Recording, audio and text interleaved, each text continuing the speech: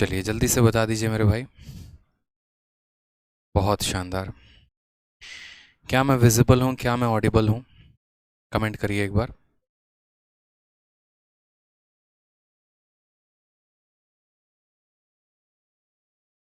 चलिए बहुत शानदार। कमेंट करते जाइए।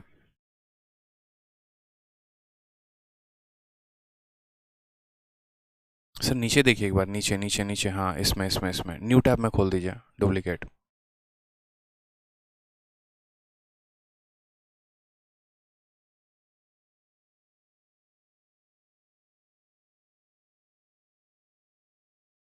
चलिए जल्दी से सभी एक बार लाइव आ जाइए, बहुत जल्दी। बहुत शानदार, सारे के सारे लाइव आ जाओ। सारे लाइव आ जाओ, जहाँ जहाँ पर है हर जगह पर वीडियो को शेयर कर दीजिए। आज आपकी पहली क्लास है चैंपियंस 5.0 स्पेशल बैच की, और ये क्लास जो है वो लाइव हो रही है हर जगह पे। यूट्यूब पर भी आज ये क्लास पहली डेमो के तौर पर है और एप्लीकेशन पर भी है। तो ये क्लास फ्री है, जो सभी स्टूडेंट देख सकते हैं। और इस क्लास में मैं आपको काफ़ी कुछ बताने वाला हूँ। सबसे पहले तो जो आप लोगों का सबसे बड़ा क्वेश्चन होगा, how to score 50 out of 50 and 200 out of 200 in math. ठीक है, कि मैथ सब्जेक्ट में पर्टिकुलरली हम प्री में 50 में 50 और जो सीजल का मेंस होता है उसमें 200/200 हम कैसे लेकर आ सकते हैं। अभी अगर हाल फिलहाल की हम बात करें तो देखिए, अभी सीपीओ का रिजल्ट आया है और इसके साथ साथ एनटीपीसी का भी आंसर किया है। और इस आंसर की में हम देखें तो काफ़ी ऐसे स्टूडेंट हैं मेरे जिसमें काफ़ी अच्छा उन्होंने स्कोर किया हुआ है अलग अलग पेपर्स में। ठीक है, एनटीपीसी में हाईएस्ट स्कोर 97 भी है, 90 भी है जो स्टूडेंट है हमारे उनका। इसके अलावा अगर हम बात करें तो सीपीओ में भी ऑल इंडिया रैंक लेकर आने वाले काफ़ी स्टूडेंट हैं। सीजीएल और बाकी अदर एग्जाम्स में काफ़ी न्यूमरस सिलेक्शंस हैं। तो ये हुआ कैसे, अगर हम बात करें यहाँ पर, तो ये बच्चे कैसे इतने मार्क्स लेकर आ गए। ठीक है, तो ये सभी बातों को हम एक बार जानेंगे कि कैसे इनके इतने सिलेक्शंस हुए, क्या हुआ। बहुत शानदार। सारा सेट कर दो। ठीक है, चलिए एक बार बताते रहिएगा ऑडियो वीडियो क्लियर है कि नहीं, कमेंट के साइज को।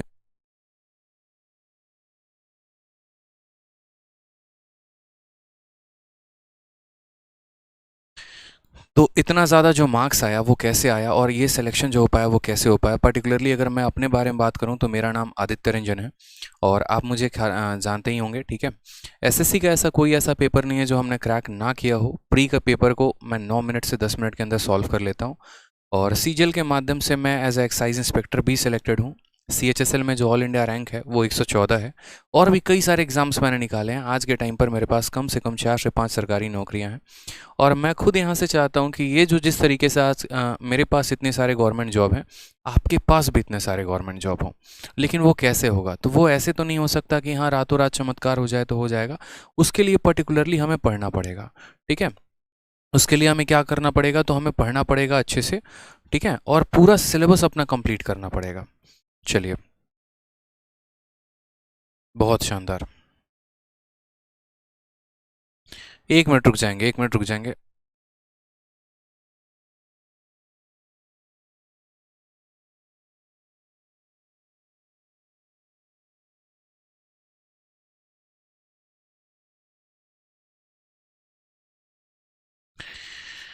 थोड़ा सा टेक्निकल इशू है, थोड़ा सा सब्र करते हैं। ठीक है।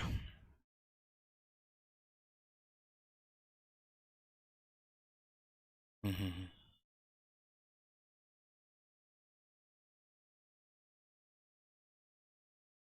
अनुराग।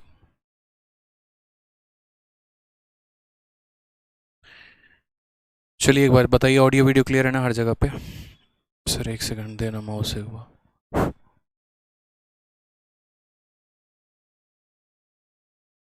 नहीं, छोड़ दिया।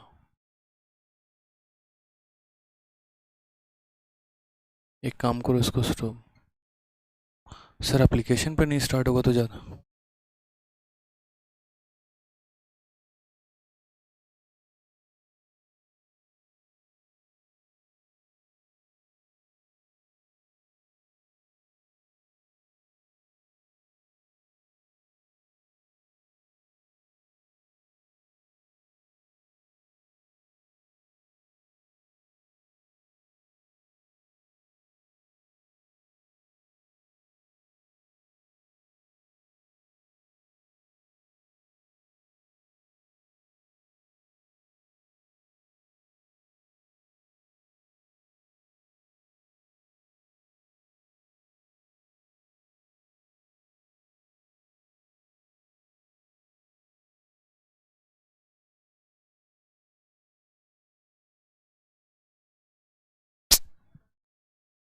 सॉरी, ऑडियो नहीं था, ठीक है। अब दोबारा से मैं कंटिन्यू करता हूँ। यहाँ पर जो आपके सामने लिखा हुआ है, क्या लिखा हुआ है कि how to score 50 out of 50 in maths and 200 out of 200 in maths. मतलब प्री में आप 50 में 50 कैसे लेकर आ सकते हैं और मेंस में आप 200 में 200 कैसे लेकर आ सकते हैं, ठीक है। तो यहाँ पर कुछ पॉइंट्स मैंने लिखे हुए हैं जो आपको काफ़ी ज़्यादा मदद करेंगे यहाँ पर अच्छा स्कोर करने के लिए, जिनमें सबसे पहला पॉइंट यहाँ पर यह है कि आपको कभी भी अगर कोई भी गवर्नमेंट एग्जाम निकालना है ना, तो उसके लिए सबसे पहले आपका सिलेबस का कंप्लीट होना बहुत ज़रूरी है। यानी आपका सिलेबस 100% कंप्लीट होना चाहिए। अगर आप ये सोचेंगे यहाँ पर कि नहीं यार सिलेबस को हम थोड़ा सा जो है वो ढीला से लेकर चलते हैं, जैसे कि आजकल के बच्चों के अंदर पता है क्या है, बहुत शॉर्ट टर्म में सक्सेस चाहते हैं, बहुत कम समय में वो सक्सेस चाहते हैं, पेशेंस नहीं है।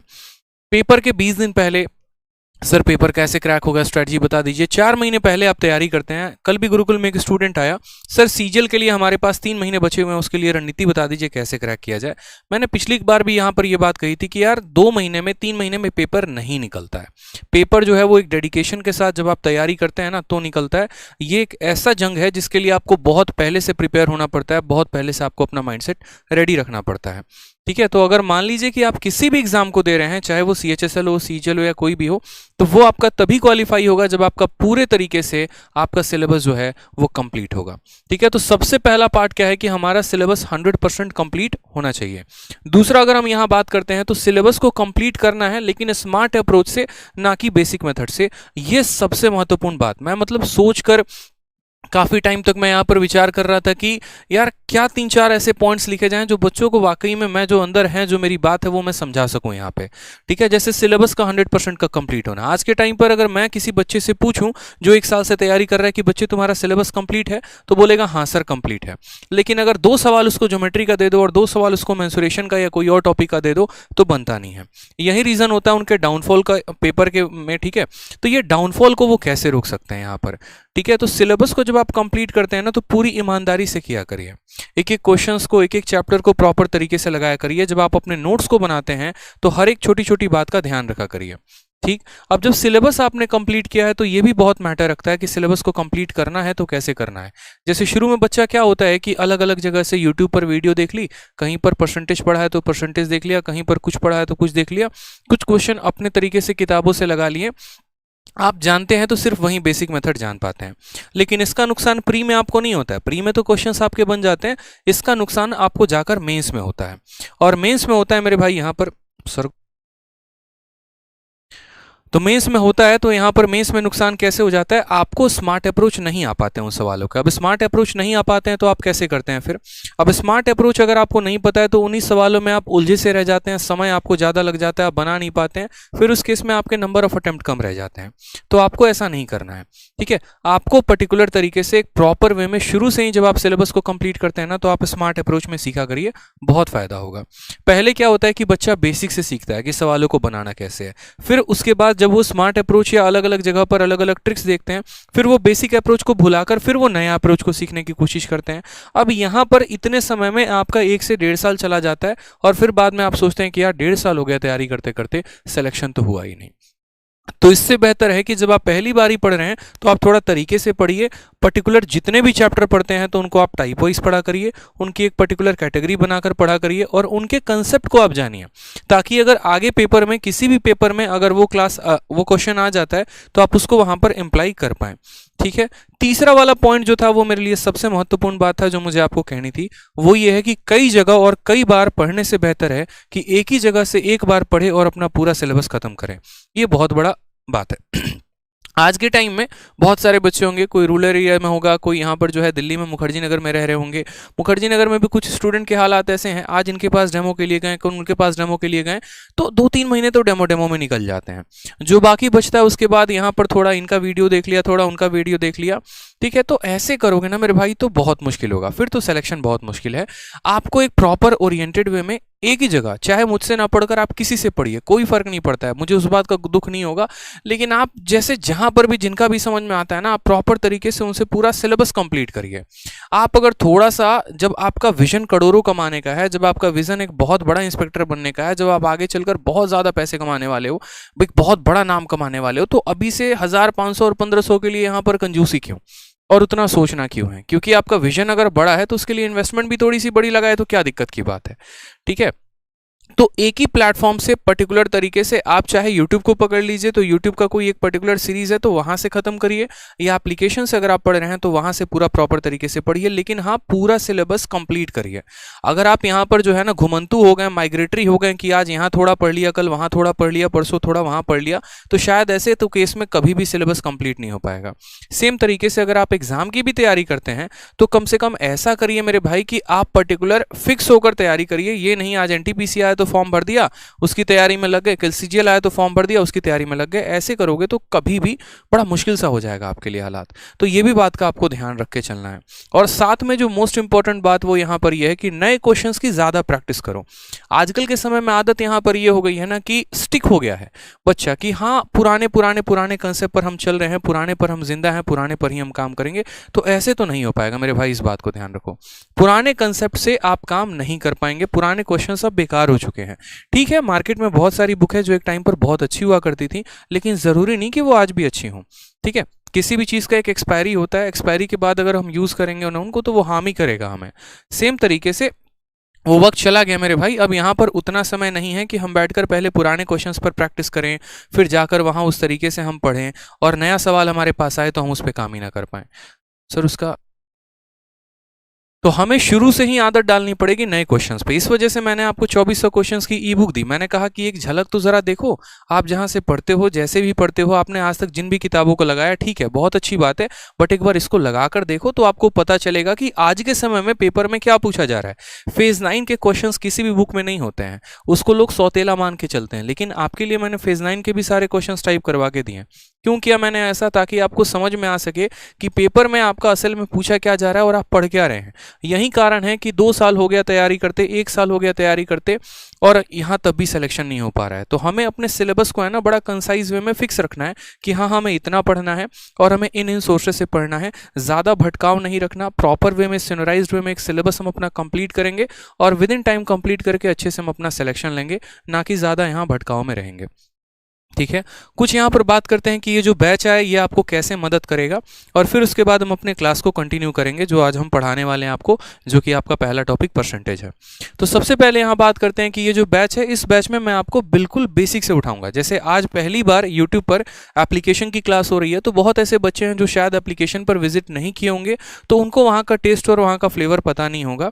उन्हें जैसे हमेशा ये लगा होगा कि हाँ यार जिस तरीके से हम यूट्यूब पे पढ़ते हैं उसी तरीके से शायद एप्लीकेशन पर क्लासेस होती होंगी, बट नॉट माय डियर, दोनों जगह पर डिफरेंस अलग है।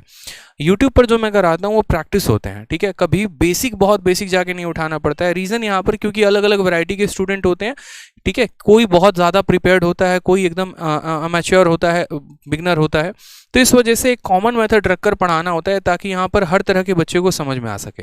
बट एप्लीकेशन पर मैं ये मान के चलता हूँ कि हर बच्चा बिगनर है और वो एकदम जीरो से सीखने आया है, इस वजह से मैं काफ़ी बेसिक तरीके से एकदम शून्य से शिखर तक मैं आपको सिखाने की कोशिश करता हूं यहाँ पे।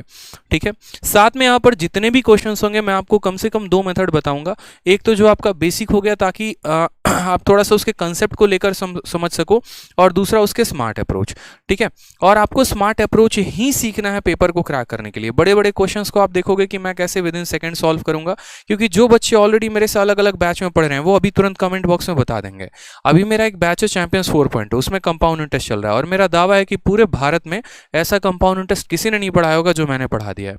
ठीक है, यहां पर मैं किसी के पढ़ाने पर क्वेश्चन नहीं उठा रहा हूं, बट मैं अपने आप की चीजों को बता रहा हूं कि मैंने क्या नया योगदान दिया है इस इंडस्ट्री में, मैंने क्या बच्चों को यहां सिखाया है, कैसे बड़े बड़े सवालों को 2 लाइनों में सॉल्व किया जाता है, कैसे परसेंटेज मेथड का यूज किया जाता है, कैसे सक्सेसिव मेथड का यूज किया जाता है। जो एक सवाल को बनाने का नजरिया होता है ना, वो मैंने बदल कर रख दिया बच्चों के दिमाग में, और वो मैंने ऐसा इसलिए किया ताकि उनका सबसे ज्यादा फायदा हो सके और वो अपने पेपर में काफ़ी अच्छा स्कोर कर सकें। ठीक है, साथ में मैं जो सबसे ज़्यादा बिलीव करता हूँ वो मेरा स्ट्रॉन्ग पॉइंट हो गया। एक तरीके से यूँ कह लीजिए कि मैं जो जिस तरीके से मैं टॉपर बना, जिन क्वेश्चंस की प्रैक्टिस करके मैं बना, और मैं चाहता हूँ कि यही चीज़ों की प्रैक्टिस आप भी करो, वो है मेरा भाई अपडेटेड कंटेंट। भाई है ना, अब जमाना गया यार, वो अब जमाना गया कि जहां पर आपको बेसिक बेसिक टुच्चे टुच्चे क्वेश्चन पूछे जाते थे कि अगर किसी संख्या को 10% बढ़ा के फिर 10% घटा दिया जाए तो कितना हो जाएगा। तो ये जमाना अब नहीं रहा मेरे भाई, ये वक्त चला गया। अब थोड़ा सा अच्छा टाइम आ चुका है, तो क्वेश्चंस भी थोड़े अच्छे लेवल के हैं। अब आपका वेंडर भी बदल चुका है। ठीक, और आपका जो वेंडर है वो टीसीएस है, यानी टाटा कंसल्टेंसी सर्विस। और इस वेंडर ने काफ़ी खतरनाक खतरनाक क्वेश्चन जो है वो पूछने शुरू कर दिए हैं, चाहे आप बात कर लो परसेंटेज में या बात कर लो एडवांस में। क्योंकि टीसीएस का जो हमेशा से स्ट्रॉन्ग पार्ट रहा है ना, वो अरिथमेटिक रहा है, सिंप्लीफिकेशंस रहे हैं, जहां पर वो सबसे ज़्यादा क्वेश्चंस पूछते थे, जहां बैंकिंग पर पहले भी वो भौकाल मचाते थे और आज भी यहाँ पर ये भौकाल मचाते हैं।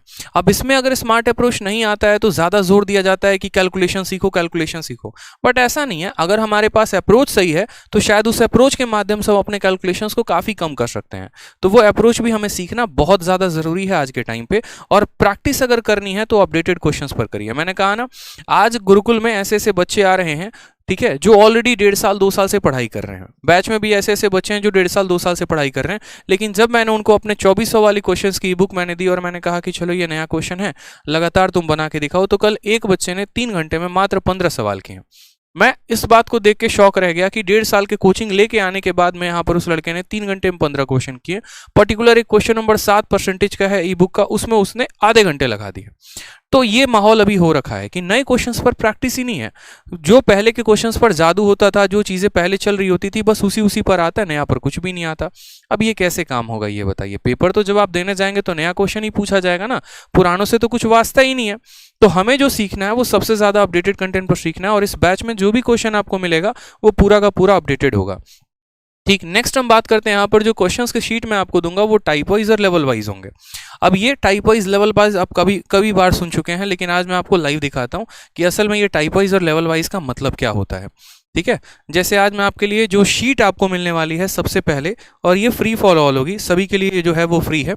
ठीक है, फ्री शीट फॉर ऑल। ये जो शीट आपको मिलेगी यही आपको मिलेगी परसेंटेज की पूरी प्रैक्टिस शीट। अब ये प्रैक्टिस शीट में आप देखोगे ना, तो जैसे ये परसेंटेज की प्रैक्टिस शीट है, इसकी काफ़ी विशेषताएं हैं जो ऑलरेडी यहाँ पर लिख रखी है कि ये अपडेटेड है, टाइप वाइज है, लेवल वाइज है, बाइलिंगुअल है। ठीक है, इस तरीके की कुछ आपको शीट्स मिलेंगे। इस शीट में पर्टिकुलरली हर कैटेगरी का मैंने यहाँ मेंशन कर रखा है, और जिस तरीके से ये परसेंटेज की शीट है उसी तरीके से पूरे कोर्स में आपको हर चैप्टर का शीट मिलेगा, और हर चैप्टर में मिनिमम अगर मैं आपको बताऊं तो 150 सवाल होंगे। ठीक है, इसमें जैसे आप सवालों को देखना शुरू करोगे तो सारे किस साल का ये क्वेश्चन है वो पूरा मेंशन्ड है, और इनको हमने टाइप वाइज बना रखा है। ऐसे नहीं कि कभी उठाया प्रीवियस ईयर छाप दिया, पढ़ाना शुरू कर दिया, वो बच्चे की जिम्मेदारी है, वो जाने, मेरा तो कोई प्रॉब्लम ही नहीं बनता, मैं क्यों जानूं यहाँ पर। ठीक है, मेरा काम बस पढ़ाना है, मैं पढ़ा के चला जाऊंगा, ऐसे नहीं भाई। मेरा पूरा कोशिश यहाँ पर ये रहता है कि मैं पूरा उस सवाल का 100% निचोड़ आपके दिमाग में फिट करके जाऊं, और मैं आपको समझाऊं कि असल में यहाँ पर है क्या, पूछा कैसे, और कल के दिन अगर इसके आसपास का कोई भी सवाल आता है तो आप उसको कैसे टैकल करोगे। जो भी शीट्स होती हैं वो एरर फ्री होती हैं, टाइप वाइज होती हैं। अब यहाँ पर जैसे मानो कि एक टाइप अभी चल रहा है, फिर दूसरा टाइप इसके अंदर क्या आ जाएगा, ए बी रूल। अब ये ए बी रूल को मैं आपको क्लास में बताऊंगा कि ए बी रूल होता क्या है, फिर उसके आधार पर जितने भी प्रीवियस ईयर में क्वेश्चन पूछे गए आप उनको बना पाओगे। तो काम ऐसे होता है कि जैसे मानो मैं बैठा, मैंने यहाँ पर प्रीवियस ईयर के कम से कम 5000 6000 सवाल देखें, पर्टिकुलर उसमें किसी एक चैप्टर का 1500 से 2000 क्वेश्चन होता है, और फिर उन 1500 2000 क्वेश्चंस को देखने के बाद डिसाइड यहाँ पर ये होता है कि हाँ परसेंटेज की शीट ऐसे बनानी है। ठीक है, अब जैसे मानिए ए बी रूल है, तो ए बी रूल में सबसे पहला क्वेश्चन आपको एमटीएस को देखने का मिलेगा, दूसरा क्वेश्चन सीएचएसएल का होगा, तीसरा क्वेश्चन सीजीएल का होगा, चौथा मेंस का होगा, पांचवा फेज 9 और एनटीपीसी का होगा। रीजन, ताकि इससे सारे के सारे एग्जाम्स के भी क्वेश्चंस कवर हो सकें, सारे टाइप भी कवर हो सके और सारे लेवल भी कवर हो सकें। जब आप इलेक्शन के क्वेश्चंस लगा रहे होंगे तो पर्टिकुलरली आप इलेक्शंस के ही क्वेश्चंस लगाएंगे, आप यहाँ पर बीच में कोई और क्वेश्चन आपको यहाँ पर परेशान करने नहीं आएगा। और इलेक्शंस के भी क्वेश्चंस को लगाएंगे ना तो बिल्कुल जीरो से स्टार्ट करेंगे और हीरो लेवल तक हम लेकर चलेंगे। इससे क्या होगा कि हम एक चैप्टर को 10 बार ना पढ़कर एक ही बार पढ़ेंगे, लेकिन क्लैरिटी ऐसी मिलेगी कि उसके बाद अगर हमें कोई भी नया क्वेश्चन कोई भी दे दे तो हम उसको बना पाएंगे। ठीक है, तो ये दूसरा पॉइंट था। नेक्स्ट अगर बात करते हैं यहाँ पर, तो सारे के सारे हम आपको पूरा का पूरा कोर्स पैटर्न बता दें तो आपके कोर्स में मैं आपको पूरा का पूरा अरिथमेटिक, एडवांस, डीआई, ये 3 पार्ट मेजर हैं जो मैं आपको कराऊंगा, और जो कैलकुलेशंस हैं वो आपको वीडियोस के अंदर ही बताएंगे तो ज़्यादा फायदा होगा, ताकि हम आपको वो इम्प्लाई करके दिखा सकें। जैसे 11 का मल्टीप्लिकेशन आया, किसी संख्या का स्क्वायर निकालना है, क्यूब निकालना है, क्यूब रूट निकालना है, तो जब जहां पर जरूरत पड़ेगी वहीं पर बताएंगे, अलग से वीडियो बनाकर उसका नहीं बताएंगे। रीजन यहाँ पर क्योंकि फिर वो चीज़ें आप अलग से देख तो लेते हो बट आप उसको प्रैक्टिस नहीं कर पाते। ठीक है, तो जहां पर जरूरत होगी वहां हम प्रैक्टिस करें तो ज़्यादा अच्छा है। शीट के बारे में मैंने आपको बता ही दिया कि कैसे वो लेवल वाइज भी हैं, टाइप वाइज भी हैं, और नोट्स के बारे में मैंने आपको बता ही दिया है। ये सभी चीज़ें आपको आपके एप्लीकेशंस पर मिलेगी, और इसकी जो फीस है वो 899 है, 899 रुपये में 2 साल की वैलिडिटी के साथ कंप्लीट मैथ का आपको कोर्स मिलने वाला है। ठीक है, इससे ज़्यादा कुछ और बड़ी बातें हैं नहीं मेरे पास यहाँ पर। जो बातें मैं कराऊंगा मैं उतना ही कमिटमेंट आपसे कर सकता हूँ। ठीक, ये हो जाएगा, वो हो जाएगा, ऐसा हो जाएगा, ऐसा कुछ भी नहीं होगा। ठीक है, वही हो पाएगा जब आप मेहनत करोगे तो आप रैंक भी लेकर आ सकते हो, और आप मेहनत नहीं करोगे तो शायद मैं कितना भी अच्छा क्यों ना पढ़ा लूँ, आप स्कोर नहीं कर पाओगे। क्योंकि यार एक टीचर से तो पूरा का पूरा भारत पढ़ता है ना यार। मेरे से तो पढ़ने वाले ऐसे स्टूडेंट हैं जो कश्मीर से लेकर कन्याकुमारी तक पढ़ते हैं, लेकिन सिलेक्शन उसमें कितनों का होता है, उन्हीं का जो डेडिकेटेड होते हैं। मेरे से पढ़ने वाला वो भी स्टूडेंट है जो ऑल इंडिया रैंक 2019 में लेकर आया है जीएसओ की कैटेगरी में, और नॉर्मल रैंक उसका ऑल इंडिया 14 है, जो मेरा रिकॉर्डेड बैच का है। मेरे का पढ़ने वाला वो भी स्टूडेंट है जो राइट नाउ अभी मेंस का पेपर दे रहा है, और डेली वो मुझे स्कोर भेजता है, तो उसके 200 में 200 मार्क्स आते हैं। पढ़ने वाले वो भी स्टूडेंट है जिनके एनटीपीसी में 97 आए हैं। पढ़ने वाले वो भी स्टूडेंट है जिनका सीपीएम ऑल इंडिया रैंक आया है। और पढ़ने वाले वो भी स्टूडेंट है जो पिछले 1 साल से पढ़ रहे हैं, लेकिन 20 नंबर से मैथ में ज़्यादा नहीं लेकर आ पा रहे हैं। तो दोनों साइड होते हैं, लेकिन वो दोनों साइड में जो ब्राइटर साइड होता है वो कब पॉसिबल होता है, जब मेरी मेहनत और आपकी मेहनत साथ ट्रैक पर चल जाए। ठीक है, तो ज़्यादा फायदा होता है। पता चले एक तरफ मैं ही खींचे जा रहा हूँ, आप क्लास में रेगुलर ही नहीं है, आप लाइव आ ही नहीं रहे, आप टाइम पर आ ही नहीं रहे, तो भाई मैं कितनी भी कोशिश कर लूँ ना, आप नहीं सीख पाएंगे। तो यहाँ पर जो है ना, दोनों तरफ से मेहनत चाहिए। मैं तो करूँगा करूँगा, ये मेरी हाथ में है, बट वहाँ पर ऑन द अदर साइड आपसे भी चाहिए कि जब आपकी क्लास रेगुलर हो रही है, रोज टाइम पर हो रही है, तो आप भी लाइव रहें, मौजूद रहें, आप सीखें जो मैं कराना चाहता हूँ। तभी फायदा होगा, तब आपको दिखेगा कि आपका मैथ इंप्रूव हो रहा है। आज मेरे पास कम से कम मैं 30,000 से 40,000 बच्चों को एप्लीकेशन पे पढ़ा चुका हूँ। ठीक है, मेरे अलग अलग बैचेस का अगर हम टोटल सम निकाल दे तो कम से कम 40,000 प्लस एडमिशन्स मेरे हो चुके हैं। और ये बच्चों का जो एक तरीके से आप रेस्पॉन्स देखोगे ना, तो 40,000 में आपको 4 भी नेगेटिव कमेंट नहीं मिल सकते हैं, ये मेरा दावा है।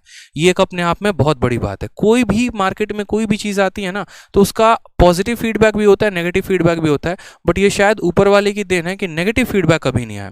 आज भी यूट्यूब पर अभी 1500 बच्चे लाइव देख रहे हैं। एक स्टूडेंट भी ये बात नहीं कह सकता है कि मैंने कभी आज तक किसी भी स्टूडेंट का 1 रुपए की बेईमानी की हो, या कभी वो ये सब स्टूडेंटों को ये बोल दे कि सर बैच लिया है और नुकसान हुआ है। ये ओपन है, ओपन चैलेंज मैं कह रहा हूँ यहाँ पर है, क्योंकि कभी ऐसे बच्चे को फील ही नहीं हुआ। उसको हमेशा ये फील होता है यार कि इतनी ज़्यादा वैल्यू मिली और कंटेंट में यहाँ पर प्राइस बहुत कम है। और यही रीज़न है कि 1 साल के अंदर 40,000 प्लस एडमिशन्स हैं मेरे पास। ठीक है, बट ये मैंने कभी आज तक बोला नहीं, और ना ही मुझे लगता है कि इसको बोलने की ज़रूरत है, क्योंकि जो पढ़ते हैं, सिलेक्शन लेते हैं, वो ऑटोमेटिक जानते हैं कि खेल क्या है और क्या नहीं है। ठीक है, चलिए तो आज के टॉपिक की हम शुरुआत करते हैं। सबसे पहला टॉपिक जो आज हम पढ़ने वाले हैं वो परसेंटेज, और परसेंटेज यानी प्रतिशत। ठीक है, आज मैं यूट्यूब पर पहली बार इतने बेसिक से शुरुआत करने वाला हूं। ठीक है, तो आप थोड़ा सा कोऑपरेट करेंगे चीज़ों को लेकर और पूरा समझने की कोशिश करेंगे, क्योंकि आज का माहौल भागम भाग वाला नहीं होगा। काफ़ी आराम से, स्थिर तरीके से, बड़े प्यार से हम पूरा सीखेंगे कि असल में परसेंटेज होता क्या है। ठीक है, कमेंट पर थोड़ा कम फोकस रहेगा, तो आप मेरी बातों को समझने पर ज़्यादा ध्यान दीजिएगा। बातें हम थोड़ा कम करेंगे और पढ़ाई पर ज़्यादा फोकस करेंगे।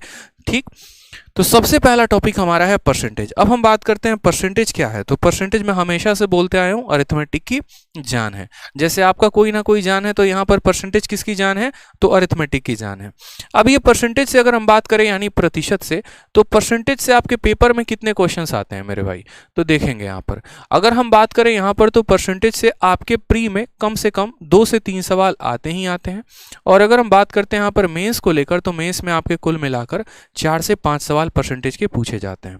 ठीक है, जो कि डायरेक्ट एप्लीकेशंस पर होते हैं या फिर इनडायरेक्ट फॉर्म में भी पूछे गए होते हैं।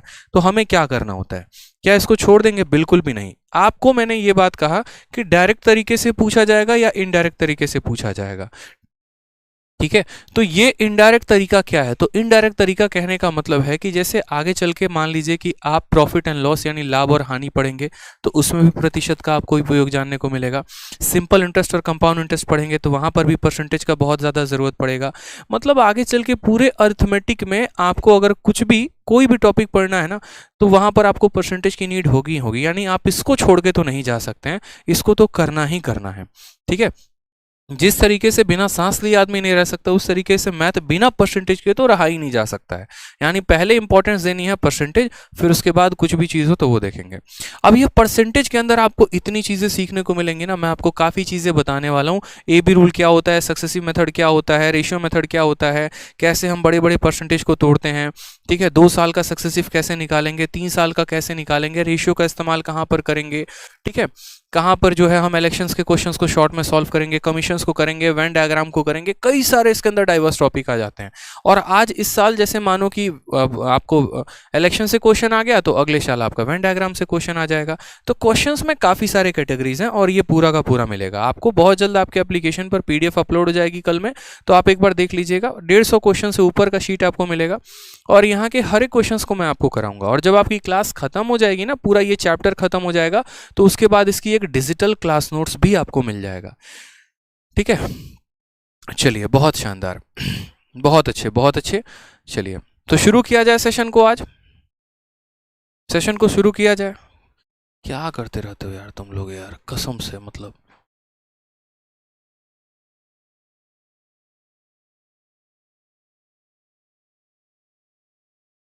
तो चलिए परसेंटेज की शुरुआत करते हैं। परसेंटेज का मतलब क्या हो गया? प्रतिशत। ठीक है, अब यहां पर सबसे पहले मुझे एक बार कमेंट बॉक्स में बताओ कि कितनों को परसेंटेज का यहां पर डेफिनेशन पता है। असल में वाकई में प्रतिशत क्या होता है, कितने लोग यहां पर जानते हैं, ये बताइए कि प्रतिशत से आप वाकई में क्या समझते हैं, क्या मतलब होता है यहां पे। ठीक है, परसेंटेज का रियल मीनिंग क्या होता है? तो आप बोलेंगे सर देखो, परसेंटेज अपने आप में ही अपने परिभाषा को परिभाषित करता है। प्रतिशत का मतलब, प्रतिशत का मतलब क्या होता है? प्रति 100 में किसी भी चीज का मान, यानी परसेंट में। सेंट का मतलब होता है 100। ठीक है, तो परसेंट में किसी भी संख्या का मान, यानी किसी भी संख्या को अगर 100 में बताना हो तो उसको हम क्या कहते हैं? प्रतिशत कहते हैं। किसी भी संख्या में अगर हमें 100 को बताना हो तो हम क्या कहते हैं? परसेंटेज कहते हैं। ठीक है, चलिए, बहुत शानदार। अब यहां पर देखते हैं, तो जैसे मान लीजिए कि परसेंटेज में सबसे पहले इंपॉर्टेंट क्या होता है। जैसे मान लीजिए मैंने A% लिखा, तो A% का मतलब क्या होता है? तो यहां पर हम A लिखेंगे और जब ये परसेंटेज हटता है ना, तो उसके नीचे कितना आ जाता है? 100 आता है, यानी यही होता है परसेंटेज की वैल्यू। ठीक है, कि अगर हम किसी भी संख्या को परसेंट में लिख रहे हैं तो परसेंट का साइन जब नीचे हटेगा तो कितना आ जाएगा? 100 आ जाएगा। ये हो जाता है हमारा परसेंट। अब परसेंटेज में हमें दो बातें जाननी है। सबसे पहला बात हमें यहां पर यह जानना है कि कैसे हम परसेंटेज को फ्रैक्शन में कन्वर्ट करें, यानी यहां पर हम भिन्न और बट्टे में कैसे कन्वर्ट करें, और अगर कोई हमें फ्रैक्शन दिया गया है तो हम उसको परसेंटेज में कैसे कन्वर्ट करें। ठीक है, ये दो बातें अगर आपने जान ली तो समझिए अरिथमेटिक में जहां जहां पर कन्वर्जन आएगा वो आप पूरा का पूरा सीख लेंगे। ठीक, पहले परसेंटेज को फ्रैक्शन में कैसे कन्वर्ट किया जाता है और फ्रैक्शन को परसेंटेज में कैसे कन्वर्ट किया जाता है, ये जानना बहुत जरूरी है। यानी प्रतिशत को भिन्न में और भिन्न को प्रतिशत में। तो सबसे पहला यहां पर हम सीखते हैं परसेंटेज को फ्रैक्शन में कैसे कन्वर्ट किया जाए। तो हेडिंग डाल लीजिए आप लोग यहां पर कि परसेंटेज इनटू फ्रैक्शन। हम कैसे परसेंटेज को फ्रैक्शन में कन्वर्ट करेंगे। ठीक है, how to convert percentage into fraction. ठीक है, यहां लिखिएगा how to convert percentage into fraction. अब जैसे मान लीजिए कि आपने कई बार ऐसा सुना होगा कि यार 10%, 20%, 50%, 40%, 60%, तो वो 60% का मतलब क्या है? जैसे अगर मान लीजिए कि मैं यहां पर लिखूं 50%, तो ये 50% का मतलब क्या है? ये 50% 1/2 कैसे हो गया? क्या कभी आपने सोचा? और ये 1/2 है, तो इस 1/2 का वाकई में शाब्दिक अर्थ क्या है? यहां पर ये क्या कहना चाहता है? ठीक, तो सबसे पहले यहां पर समझना पड़ेगा कि कैसे इस परसेंटेज को हमने इस फ्रैक्शन में बदला। तो कभी भी अगर आप कोई भी परसेंट लिखते हैं, जैसे मान लीजिए आप 50% लिखते हैं और आपको इसको बट्टे में बदलना होता है ना, तो मैंने क्या कहा, ये 50 अपने स्थान पर रहेगा और जब ये परसेंटेज हटेगा ना तो नीचे कितना आ जाएगा? तो 100 आ जाएगा। जब ये प्रतिशत हटता है तो नीचे कितना आ जाता है? 100 आ जाता है, क्योंकि प्रतिशत अगर आप ऊपर से हटाएंगे तो नीचे 100 लिखना पड़ेगा।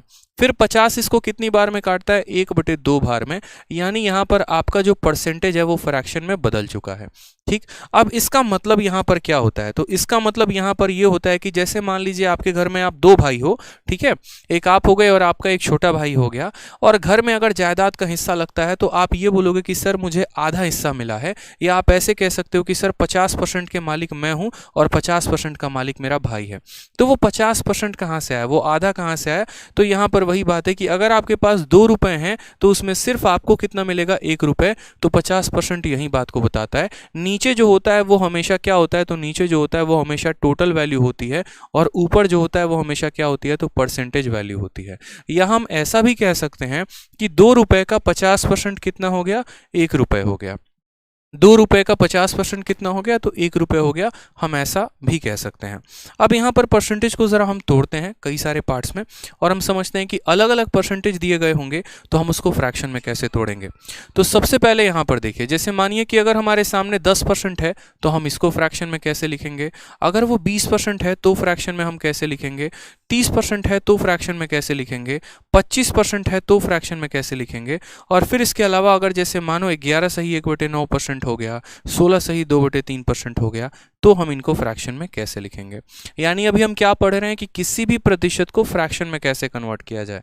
तो हमने यहाँ पर कहा कि सर देखो परसेंटेज को फ्रैक्शन में बदलना है, तो परसेंटेज को फ्रैक्शन में बदलना है तो क्या करेंगे, यहाँ पर 10 है तो 10 लिख दिया, और परसेंटेज का साइन हटते ही नीचे कितना आ जाता है, 100 आ जाता है। 0 से हमारा 0 खत्म, कितना हो जाएगा, 1/10 हो जाएगा। 20% का मतलब क्या होता है कि यहाँ पर हमने 20 लिखा है और परसेंटेज को गायब करते ही नीचे कितना आ जाता है, 100 आ जाता है। यानी अगर हम इसको काटेंगे तो कितना आ जाएगा, 1/5। यानी हम क्या बोलेंगे कि सर 20% किसके बराबर है, 1/5 के। 20% किसके बराबर है, 1/5 के। 30% को अब मुझे फ्रैक्शन में लिखना है तो मैं क्या कहूँगा, 30 लिखूंगा, और परसेंटेज को हटाते ही नीचे कितना आ जाएगा, 100, 0 से 0 खत्म। यानी ये किसके बराबर हो जाएगा, तो 3/10 के। यानी 30% का मतलब कितना हो गया, 3/10 हो गया। फ्रैक्शन में कैसे लिखेंगे, तो 3/10। 25% को लिखना है तो हम क्या कहेंगे, सर ऊपर 25 लिख दीजिए और परसेंटेज को हटाएंगे तो नीचे कितना आ जाएगा, 100 आ जाएगा। यानी जब हम इसको काटेंगे तो 1/4 हो जाएगा। ऐसे परसेंटेज में तो दिक्कत बच्चों को नहीं आती है, लेकिन दिक्कत यहाँ पर आती है जब आपको यहाँ पर इन परसेंटेज को फ्रैक्शन में दे दिया जाए। यानी जब फ्रैक्शंस दिए गए होंगे तो हम इसको कैसे सॉल्व करेंगे।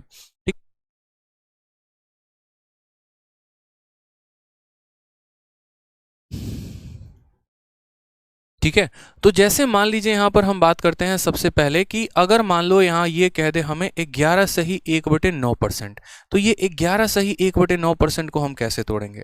आप मान लीजिए कभी भी कोई भी आपको मिक्स फ्रैक्शन दिया गया होता है तो आप उसको कैसे लिखते हो।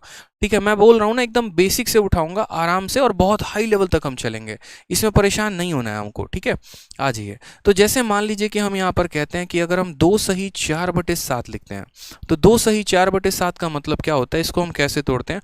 तो बोलोगे सर 2 को 7 के साथ गुना करेंगे। ठीक है, 2 को किसके साथ गुना करेंगे, 2 को 7 के साथ गुना करेंगे और उसमें यहाँ पर 4 जोड़ देंगे, तो ये हमारा न्यूमरेटर में आ जाएगा और डिनोमिनेटर में जितना है उतना ही लिखेंगे, यानी यहाँ पर अंश अपॉन हर। ठीक है, अब यहाँ बात करें यहाँ पर तो बोलेंगे सर 7 का 2 गुना 14, 14 4 कितना हो जाएगा, 18, 18/7। यानी अगर हमें यहाँ पर लिखना है 2 सही 4/7 को, तो वो किसके बराबर होता है, 18/7 के बराबर। किसके बराबर होता है, तो 18/7 के बराबर।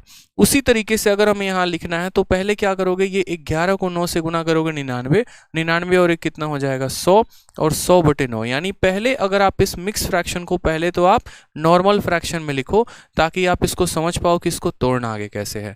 फिर 100/9 जैसे आपने लिखा ना, तो उसके बाद आप इस 100 को ऐसे 100 रहने दो। ठीक है, 9 को 9 भी रहने दो, और परसेंटेज को हटाते नीचे कितना चलाएगा, तो नीचे यहाँ पर 100 चलाएगा। 100 से आप 100 को काट दीजिए, कितना वैल्यू आ गया, 1/9। यानी हम 11 सही 1/9 को किसके बराबर कहेंगे, तो 11 सही 1/9 को 1/9 के बराबर कहेंगे। ठीक है,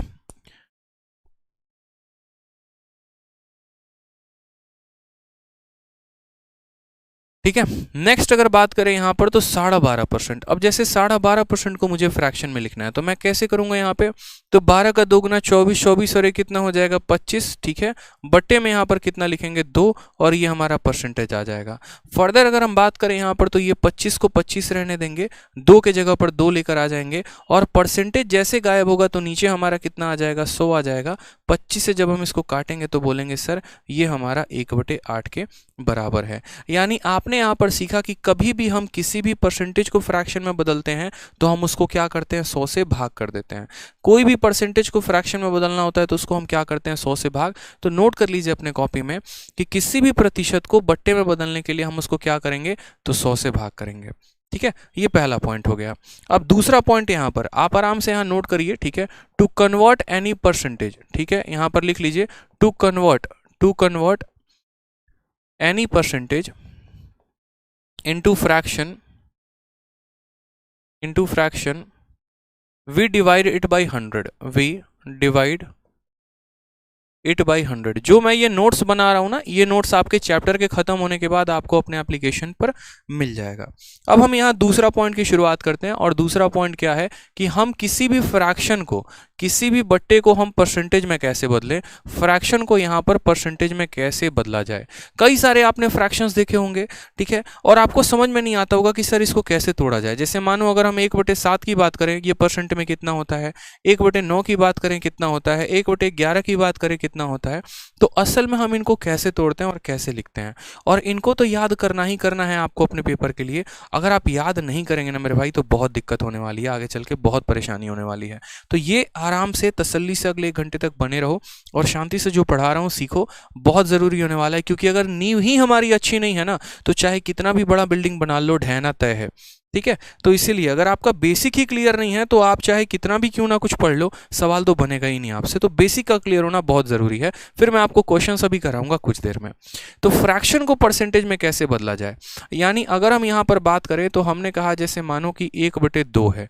अब इस 1/2 को मुझे किस में बदलना है, तो इस 1/2 को मुझे परसेंटेज में बदलना है। तो परसेंटेज में बदलना है तो मैं कैसे करूंगा, तो मैं यहाँ पर लिखूंगा कि 1/2 है, मैंने इसको किसके साथ गुना किया, 100 के साथ, और परसेंट का साइन लगा दिया। ऐसा मैंने क्यों किया, तो जब मैं 1/2 को यहाँ पर 100 के साथ गुना कर रहा हूँ और ये परसेंटेज का साइन लगा रहा हूँ, अगर मैं इस साइन को हटा दूँ तो नीचे 100 आ जाएगा, जो कि इसको काट देगा और बात उतना ही पड़ेगा, वो 1/2 के बराबर। तो इसी तरीके से यहाँ पर अगर मुझे 1/2 को बदलना है तो मैं 2 से किस बार काटूंगा, 50 बार में, ठीक। और ये 50 कट जाएगा हमारा और परसेंट का साइन हमारा आ जाएगा। तो कोई भी बट्टा यहाँ पर किस में कन्वर्ट हो गया, तो फ्रैक्शन में। यानी कभी भी अगर हमें किसी भी फ्रैक्शन को परसेंट में बदलना हो तो हम क्या करते हैं, हम उसको 100 से गुना करते हैं। हम क्या करते हैं, उसको 100 से गुना करते हैं। अब हम लगातार कई सारे परसेंटेज को देखते चलेंगे, तोड़ते चलेंगे, जो हमारे पेपर के लिए इंपॉर्टेंट है। जैसे पहले 1/1 को देखो, फिर उसके बाद 1/2 हो गया, फिर 1/3 हो गया, 1/4 हो गया, और 1/5 हो गया, ठीक है। 1/5 हो गया, 1/ आपका 6 हो गया, 1/7 हो गया, 1/8 हो गया यहाँ पर। नेक्स्ट अगर बात करें तो 1/9 हो गया, 1/10 हो गया। अब बोलोगे सर कहाँ तक याद करना है, तो 1/20 तक, कम से कम 1/20 तक तो आपको याद करना ही करना है कि कैसे हम इनको परसेंट में लिखते हैं और क्या इनका मतलब होता है। तो 1/1 को परसेंट में लिखना है, तो मैंने क्या कहा, 100 से गुना करके किसका साइन लगा दो, परसेंट। तो ये किसके बराबर हो जाएगा, पूरा का पूरा 100% के। 1/2 को परसेंट में लिखना है तो क्या करोगे, 100 से गुना करके परसेंट लगा दो, 2 से ये कटेगा आपका 50 बार में, तो कितना आ जाएगा, 50% आ जाएगा। 1/3 को परसेंट में लिखना है तो किससे गुना कर दो, 100 से गुना कर दो। अब क्या 3 इस 100 को काट पाएगा, नहीं काट पाएगा। अब ये 3 इस 100 को नहीं काट पाएगा तो कैसे सॉल्व करेंगे, यहाँ पर जैसे मानो कि अगर कहीं पर आपको ये लिखा मिल जाए 100 और बट्टे में कितना मिल जाए 3, तो आप इसको कैसे लिखते हो। तो इसको लिखने के लिए आपको ये बात समझना पड़ेगा कि आपने यहाँ पर 100 लिखा है और आप उसको 3 से भाग कर रहे हो, तो कितनी बार में कटेगा, 3 से 3 बार में कटेगा तो 9 आ जाएगा। फिर आपका 1 और 0 हो जाएगा, फिर 3 से 3 बार में कटेगा तो 9 आ जाएगा, रिमाइंडर कितना बचेगा, 1, ठीक है। यानी यहाँ पर हम अगर इस संख्या को लिखे तो हम यहाँ पर क्या करते हैं, जो कोशिएंट आता है ना, यहाँ पर जो भागफल आता है उसको हम बीच में लिखते हैं, ठीक है। जो रिमाइंडर आता है, शेषफल आता है, उसको हम कहाँ लिखते हैं, ऊपर लिखते हैं। और जिससे हमने भाग किया होता है यानी डिवाइजर और भाजक, उसको हम नीचे लिखते हैं। तो कभी भी ऐसा कोई फ्रैक्शन है तो उसको डिवाइड करने के बाद ये ऐसे कैसे कन्वर्ट हुआ, मुझे लगता है अब ये बात आप समझ में आ गया होगा, ठीक है। तो सेम तरीके से मुझे यहाँ पर क्या करना है, 100 को 3 से भाग करना है। तो पहले 3 का 3 गुना हमारा 9 हो जाएगा, फिर 10 हो जाएगा, फिर 3 का 3 गुना 9 हो जाएगा, एक बचेगा उसको ऊपर लिख देंगे और बट्टे में 3 इतना परसेंट। अब मुझे 1/4 को परसेंट में लिखना है, तो मैं इसको क्या करूँगा, 100 से गुना करके परसेंट का साइन लगा दूंगा। कितना हो जाएगा मेरे भाई यहाँ पर, तो 25%, यानी ये वैल्यू कितना हो जाएगा, तो 25% के बराबर। अगर हम यहाँ बात करें 1/5 को लेकर, तो वापस हम 1/5 को किससे गुना करेंगे, 100 से, और 100 से गुना करने के बाद ये कितना हो जाएगा, 20 बार में काटेगा तो 20%, ठीक है। अगर हमें यहाँ पर देखना है कि 1/6 परसेंटेज के बराबर में कितना होता है, तो 1/6 इंटू परसेंट करेंगे तो क्या होगा, 2 से काटिए 3 बार में, 2 से काटिए 50 बार में, ये हमारा आ जाएगा 50/3%। और इस 50/3% को हम क्या लिख सकते हैं, तो 50/3% को यहाँ पर मेरे भाई 3 से भाग करो तो 16 का 3 गुना 48 होता है, 2 बचेगा और नीचे हमारा 3 आएगा, तो 16 सही 2/3 3%। ठीक है, आ जाइए 1/7 को मुझे परसेंट में लिखना है। मैं क्या करूंगा, 1/7 को 100 से गुना करूंगा। ठीक है, अब मुझे 100 को 7 से भाग करना है, तो 7 का 1 गुना यहाँ पर कितना होगा 7, 3 बचेगा, 3 और 0 30 हो जाएगा, 7 का 4 गुना 28, बचेगा 2 और यहाँ पर इतना। ये कई बार पूछा जाता है 1/7, तो याद रखना है कि 1/7 किसके बराबर होता है, 14 सही 2/7 के। बहुत अच्छे, जिनको याद है ना वो कमेंट में लिखते चले जाओ, ताकि आपका रिवीजन भी होता चला जाएगा और ये आपके लिए फायदेमंद होगा। ठीक है, 1/8, 1/8 को परसेंट में बदलना है, तो क्या करोगे, 100 से गुना करके परसेंट का साइन लगाओगे, 4 से काटोगे तो 2 बार में, 4 से काटोगे 25 बार में, तो बोलोगे सर 25/2%। लेकिन एग्जामिनर ये नहीं पूछता है, एग्जामिनर इस पे क्वेश्चन ही नहीं पूछता, वो तो सीधा फ्रैक्शन देता है। तो आप क्या करोगे, 2 से 1 बार में 2 चला जाएगा, 2 से 2 बार में 4 हो जाएगा, 5 में से 4 चला गया, 1 बचेगा, यानी 12.5% आपका आएगा। इस तरीके से, तो जैसे मैंने यहाँ पर लिखा है 1/1, 1/2, 1/3, 1/4, 1/5, 1/6, 1/7, 1/8, उसी तरीके से आपको जो टेबल मैं यहाँ पर दे रहा हूँ, इस टेबल में आपको पूरा याद करना है। ठीक है, और ये टेबल में कहाँ तक याद करना है, तो 1/1 से लेकर 1/20 तक पूरा कंप्लीट याद रखना है। 1/1 किसके बराबर, 100%, 1/2 किसके बराबर, 50%, 1/3 33 सही 1/3%, 1/4 25%, 1/5 20%। ये आपका फाउंडेशन है, और अगर आपने ये याद नहीं रखा ना जनाब, तो बड़ी दिक्कत होने वाली है। बैंकिंग में यहाँ पर इसको जो है दशमलव में भी करके पूछा जाता है।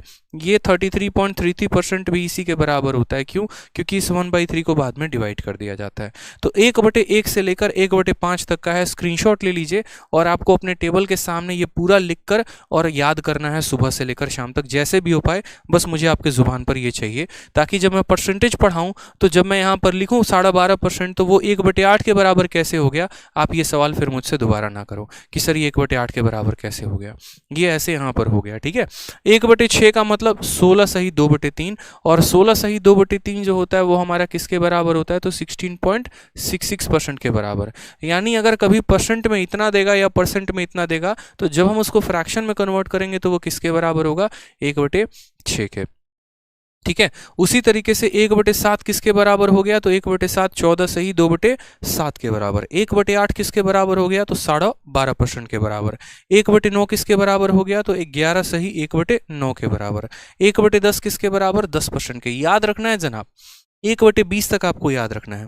आ जाइए 1/11 की बात करते हैं। तो जब आप 1/11 को जब आप 100 से यहाँ पर गुना करोगे, तो 100 से गुना करने के बाद कहानी क्या होगी, तो 100 से गुना करने के बाद ऐसा होगा कि 11 इसको 9 बार में काटेगा तो 99 हो जाएगा, एक ऊपर रिमाइंडर बच जाएगा, तो 9 सही 1/11%, ये हमारा परसेंटेज में कन्वर्ट हो जाएगा। यानी हमने यहाँ पर एक बात सीखा कि जब भी हम किसी भी फ्रैक्शन को परसेंटेज में बदलते हैं, तो हम यहाँ पर क्या करते हैं, हम उसको 100 से गुना करते हैं। ठीक है, और जब भी किसी परसेंटेज को फ्रैक्शन में बदलते हैं तो हम उसको 100 से भाग कर देते हैं। ठीक है, आ जाइए 1/12 कितने के बराबर, 8 सही 1/3। 1/13 किसके बराबर, 7 9/13%। 1/14 किसके बराबर, ये बहुत इंपॉर्टेंट है, 1/14 7 सही 1/7% के बराबर। 1/15 किसके बराबर, तो 6 सही 2/3% के बराबर। ठीक है, 1/16 ये सभी को आपको वेरीफाई करना है। आपको कैसे करना है, तो 1/16 लेना है, उसको आपको 100 के साथ गुना करके यहाँ परसेंटेज का साइन लगा देना है। 4 से आप इसको 4 बार में काटेंगे, 4 से आप इसको 25 बार में काटेंगे, ये वैल्यू आपकी 25/4 के बराबर हो जाएगी। फिर फर्दर आप इसको काटोगे तो 4 से 6 बार में 24, एक बार में इतना, यानी 6 सही 1/4%, जो कि हमारा यहाँ कन्वर्ट हो चुका है।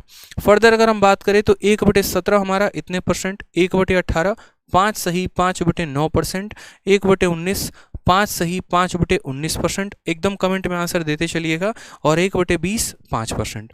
इसके अलावा और भी कई सारे यहाँ पर फ्रैक्शंस होते हैं जो आपके पेपर में पूछे जाते हैं, वो जब हम time to time question solve कर रहे होंगे ना, तो वहाँ पर हम देखेंगे। ठीक है, बीच में हम उनको इंटरफेयर नहीं करेंगे। तो पूरा का पूरा यहाँ टेबल मैंने लिख दिया है, 1/1 से लेकर 1/20 तक का पूरा टेबल आपके सामने है, और ये पूरा टेबल मुझे अगली क्लास तक आप लोगों के याद होना मांगता है। ठीक है, कि रैंडमली अगर मैं यहाँ पर कमेंट बॉक्स में पूछ दूं कि बताओ 1/13 कितना होता है, तो आप उसका आंसर तुरंत दे सको कि हाँ सर 1/13 कितना होता है। 1/12 अगर मैं आपसे पूछ दूं तो आप बता पाओ कि 1/12 8 सही 1/3 के बराबर होता है। ठीक है, तो ये आपको कन्वर्जन बड़ा एकदम तेजी में आना चाहिए। जैसे मैं हमेशा कहता हूँ कि गाड़ी में जब हम गियर बदलते हैं तो गियर बदलने के लिए हमें पूछना नहीं पड़ता अपने दिमाग से भाई बदले कि नहीं बदले, वो दिमाग ऑटोमेटिक एक्शन ले लेता है जिसको हम रिफ्लेक्स कहते हैं। उसी तरीके से आपका रिफ्लेक्स यहाँ इतना खतरनाक होना चाहिए कि आपका परसेंटेज से फ्रैक्शन और फ्रैक्शन से परसेंटेज बड़ा तेजी में आप स्विच कर पाओ, तो फायदा है आपको। ठीक है, चलिए आ जाइए नेक्स्ट। यहाँ पर हम बात करते हैं जो मैंने आपको प्रैक्टिस शीट दी है और जो आपको 1 से 2 दिन में मिलेगी। फिलहाल मैंने एक स्ट्रक्चर दिखाया है आपको, ठीक है, तो ऐसे ही ज़बरदस्त आपको एक प्रैक्टिस शीट मिलने वाली है और मैं थोड़ा उसमें अब और अपडेट कर दूंगा। जैसे इस बार का जो CHSL का पेपर हुआ है ना 2021 का, जिसकी आंसर की आई है, उसके भी क्वेश्चंस आपको इसके अंदर देखने को मिलेंगे। ये पिछले वाले बैच की शीट है और मैं हमेशा कहता हूं कि जब भी कोई नया बैच आता है तो उसकी शीट को मैं और अपडेट कर देता हूं ताकि नए वाले स्टूडेंट्स को फायदा हो सके।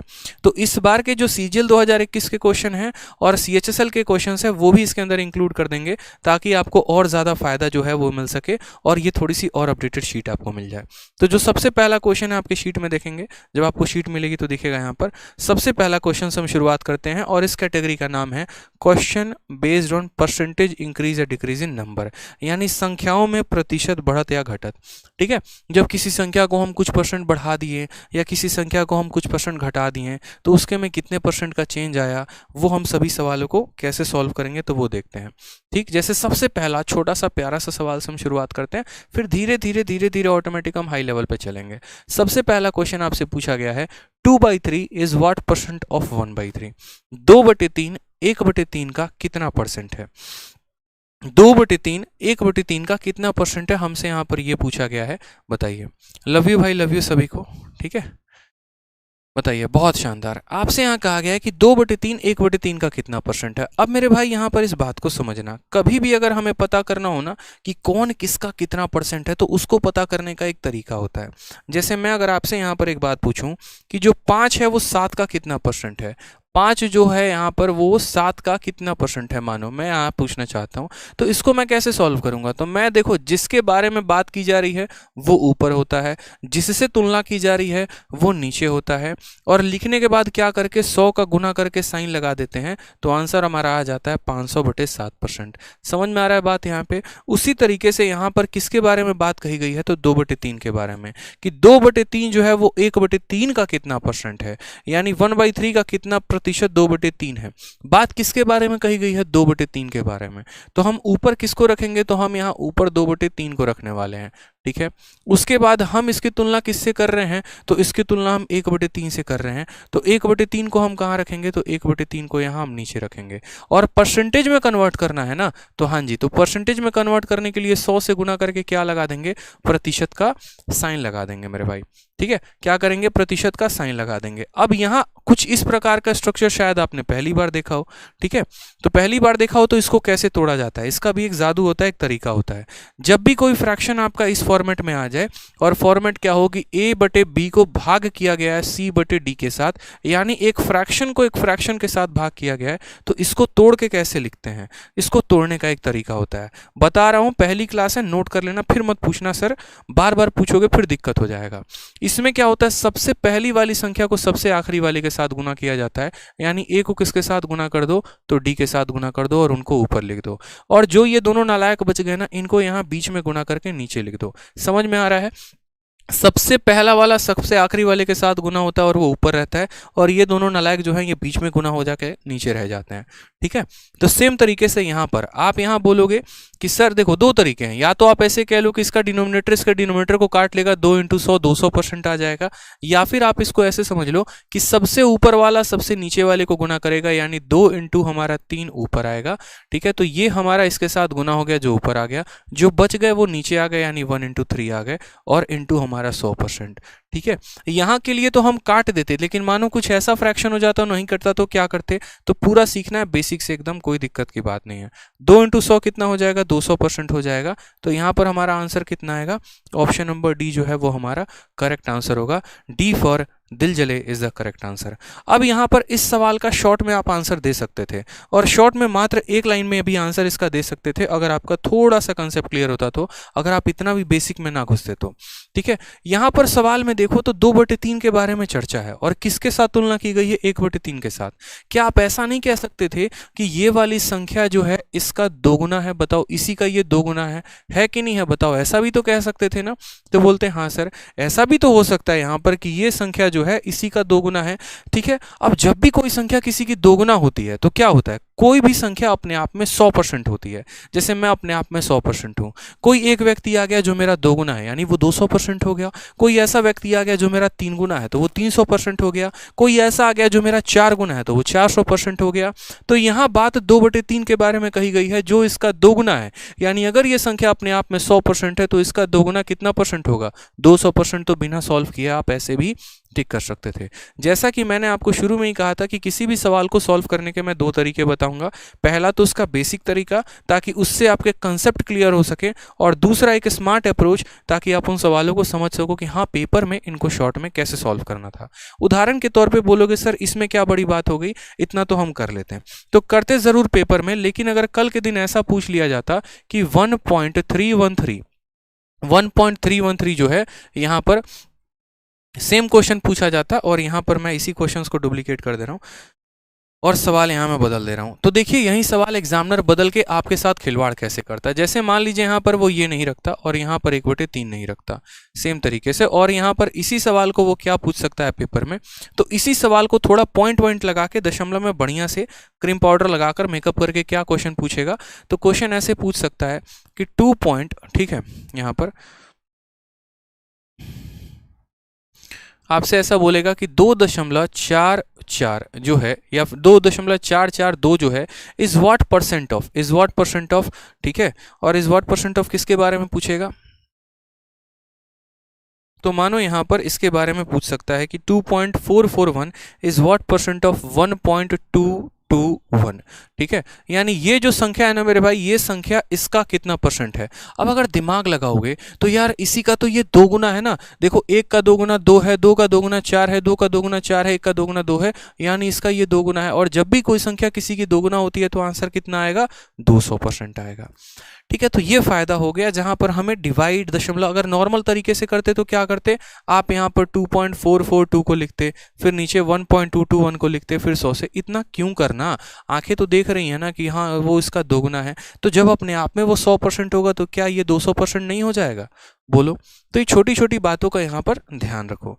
नेक्स्ट यहाँ पर बात करते हैं, जैसे second question, 80 metre is what percent of 5 kilometre. बेशक आपको लग रहा हो कि यार ये मैंने क्या क्वेश्चन दे दिया है, लेकिन हाँ ये जरूरी है बताना यहाँ पर, क्योंकि अभी भी आप ग्रेजुएट होने के बाद भी और इस माहौल में तैयारी करने के बाद भी आपकी छोटी छोटी चीज़ें क्लियर नहीं होती हैं कि यार हम इनको कैसे सॉल्व करें। ठीक है, तो वो भी आपको समझना है। कहीं ना कहीं मैट्रिक सिस्टम पर भी आपको अपने आप को पकड़ बनाकर रखनी है। जैसे यहाँ 80 मीटर पूछा गया कि 80 मीटर 5 किलोमीटर का कितना परसेंट है, तो सबसे पहले आपको यहाँ बात समझनी पड़ेगी, इस सवाल को आप कैसे सॉल्व करोगे। ऐसे लिखोगे कि 80 मीटर की बात कही गई है तो 80 मीटर को ऊपर लिख दिए हैं, किसके साथ तुलना की गई है 5 किलोमीटर को, तो 5 किलोमीटर को नीचे लिख दिए, इनटू लिख दिए यहाँ पर 100, यहाँ पर इसको हम काट दिए, 5 से कटा 20 बार में, 80 इंटू 20 1600, 1600 तो है ही नहीं, ऑप्शन में फंस गए। ऐसा नहीं करना होता, ऐसा नहीं करना होता। आप क्या कर रहे हैं, आप तुलना कर रहे हैं, तो तुलना कर रहे हैं तो कैसे तुलना करेंगे। क्या आप लीटर को केजी के साथ तुलना कर सकते हैं, क्या किसी के रफ्तार को समय के साथ तुलना कर सकते हैं। जैसे आप बोलेंगे भाई मेरी स्पीड 10 किलोमीटर प्रति सेकंड है या 10 मीटर पर सेकंड है और तुम्हें 5 सेकंड लगते हैं, नहीं होता ना। कभी भी जो कंपेरिजन होता है, कभी भी जो परसेंटेज निकाला जाता है वो सेम रेशियोज में निकाला जा सकता है। वजन का तुलना वजन से ही किया जाता है, उम्र की तुलना उम्र से ही की जाती है, ठीक है।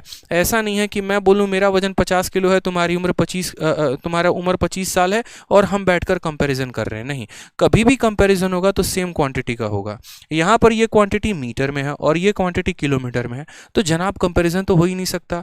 या तो हमें इसको भी किलोमीटर में बदलना पड़ेगा और नहीं तो हमें इसको भी मीटर में बदलना पड़ेगा, तभी हम कंपैरिजन कर पाएंगे, नहीं तो नहीं कर पाएंगे। अब चलो मान लो यहाँ पर ये सवाल हमने मीटर और किलोमीटर में दिया, क्या ज़रूरी है कि एग्जामिनर मीटर किलोमीटर में दे? ऐसा भी तो हो सकता है वो सेंटीमीटर को किलोमीटर में बदलने को कह दे। ऐसा भी तो हो सकता है यहाँ पर कि मिलीमीटर और हेक्टोमीटर को कन्वर्जन में कह दे। मीटर, सेंटीमीटर, किलोमीटर तो सबको याद होता है, लेकिन अगर हेक्टोमीटर पूछ दिया, डेसीमीटर पूछ दिया तो वहाँ बत्ती गुल हो जाती है। तो वो भी हमें समझना है कि वो कन्वर्जन कैसे होता है, उसके बारे में समझो। तो बचपन में आपने एक ट्रिक याद किया होगा या फिर आपने कन्वर्जन का आपको एक चार्ट पता होगा, नहीं पता होगा तो आज याद कर लो। सबसे पहले आता है मिलीमीटर, फिर उसके बाद आता है सेंटीमीटर। याद होगा यहाँ पर 3 इडियट का डायलॉग कि जब यहाँ पर करीना कपूर जब मिलने जाती है उस छोटे से लड़के से, और वहाँ पर जो शिलोंग या जहाँ पर भी वो जाते हैं तो क्या कहते हैं, मिलीमीटर तो अब सेंटीमीटर बढ़ गया, तो कहते हैं नहीं मिलीमीटर सेंटीमीटर नहीं बना, किलोमीटर बन गया, ये तो मतलब बहुत बड़ा हो गया।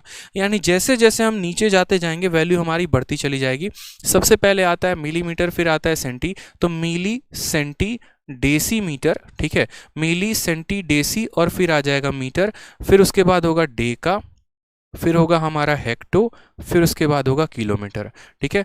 मिली, centi, deci, metre, deca, hecto, kilometre, ये याद रखना है जनाब, milli, centi, deci, metre, deca, hecto, kilometre. क्यों? क्योंकि ये यूनिट ऑफ कन्वर्जन है, जैसे जैसे आप नीचे जाते जाएंगे वैसे वैसे आपकी वैल्यू बढ़ते चली जाएगी।